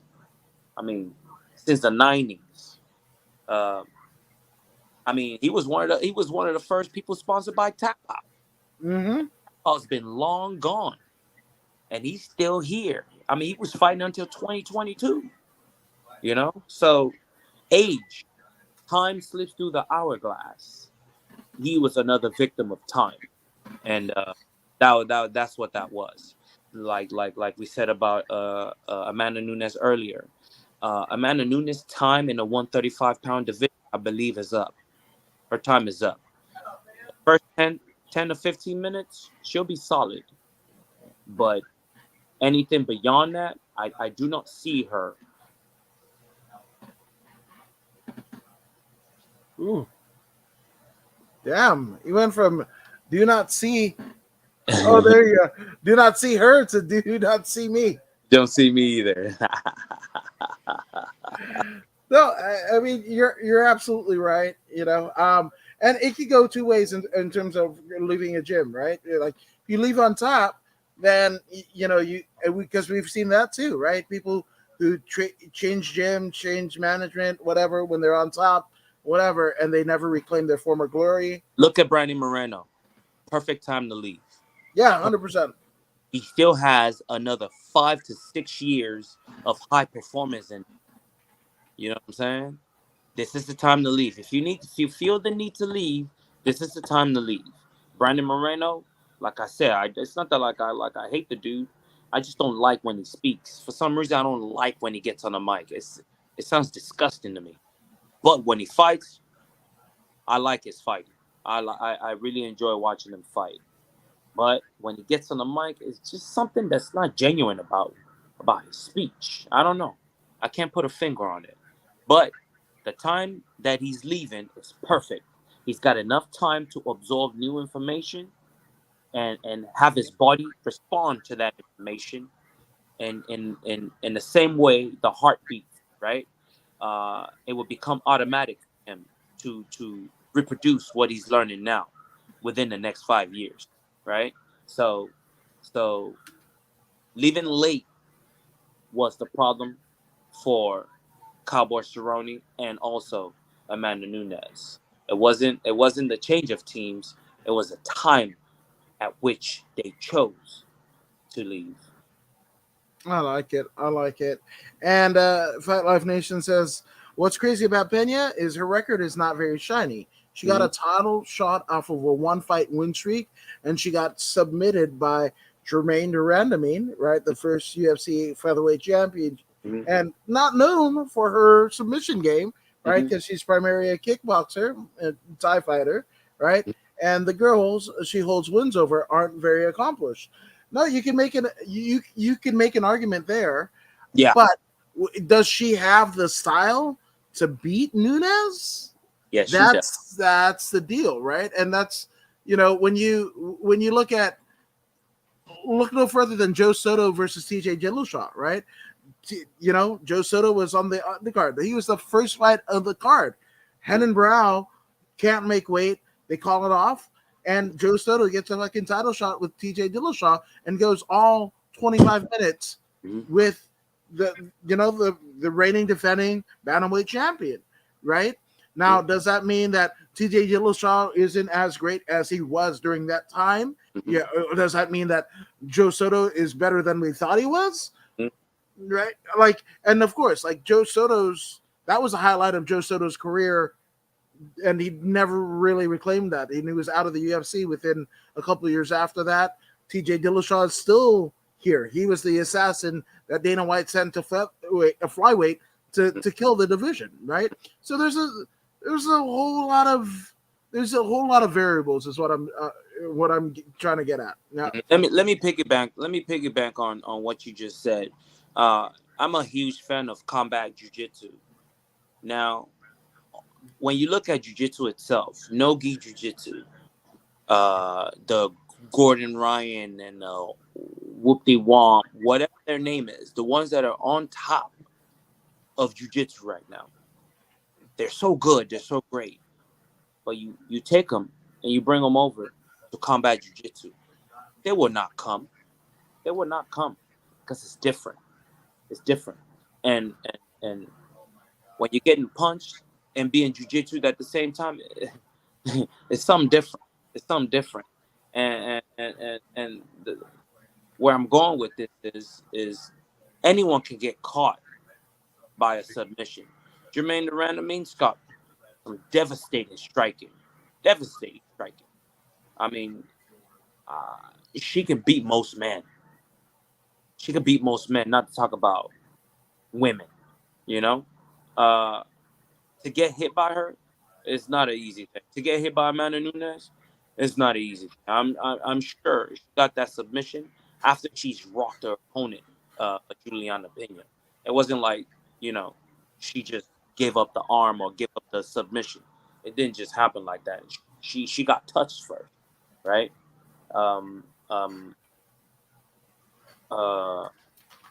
Who else beat her by submission? Valentina Shevchenko. Yeah. By submission. These are world champions that you're talking about, right? Jermaine Durand was a world champion at 135. She chose to vacate the title. Remember, she chose to vacate the title. She was a champion. She didn't want none of that cyborg. To vacate the title. She's a champion, a world champion, not some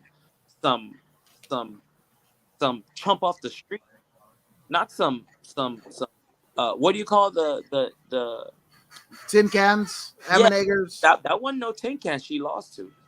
You know what I'm saying? That was a world champion she lost to. So though she's lost to some people that you might not know, she's also beaten the very best right now. And that's Amanda Nunes. That right there trumps everything else in her career. Yeah, I mean that's it, and voodoo for president. I'm with that. You got my vote. I'm gonna write you in. Be careful what you wish for, because you just might get a voodoo for president. That's what we're gonna do here. We're gonna start the campaign right here, July 28th, 2022. Yeah, that's it. Yes. But I mean, before we go, just the immense respect for Juliana Pena, about commentator Combate Global, or at the time it was Combate Americas. And here is a picture from that time. It is, there you go. It's this guy with Juliana Pena, right? And this is somebody who she's been ready for this. The adulation that she's getting and what have you. That was I think that was like the fucking first card that I did interviews for, because myself and Bosun Wang, we were doing promos and talking to Court Bauer helping out with the production team. We had done Heinrich Wassemer, Daniel Rodriguez, Frankie Estrada, Michael Reyes, in terms of fight promo vids and what have you. Bosun had to leave to be with his family up in the Bay, and I had credentials, and I started doing interviews there, and I did something off of my phone with like Tyrion Ware and what have you. But she was there, and for me, she was an inspiration, right? And what did she say in her victory speech after she won the title? Right, she wanted to be that inspiration, so that she did. She achieved her dream. She's helping people achieve their dreams, right? Namely her daughter, right?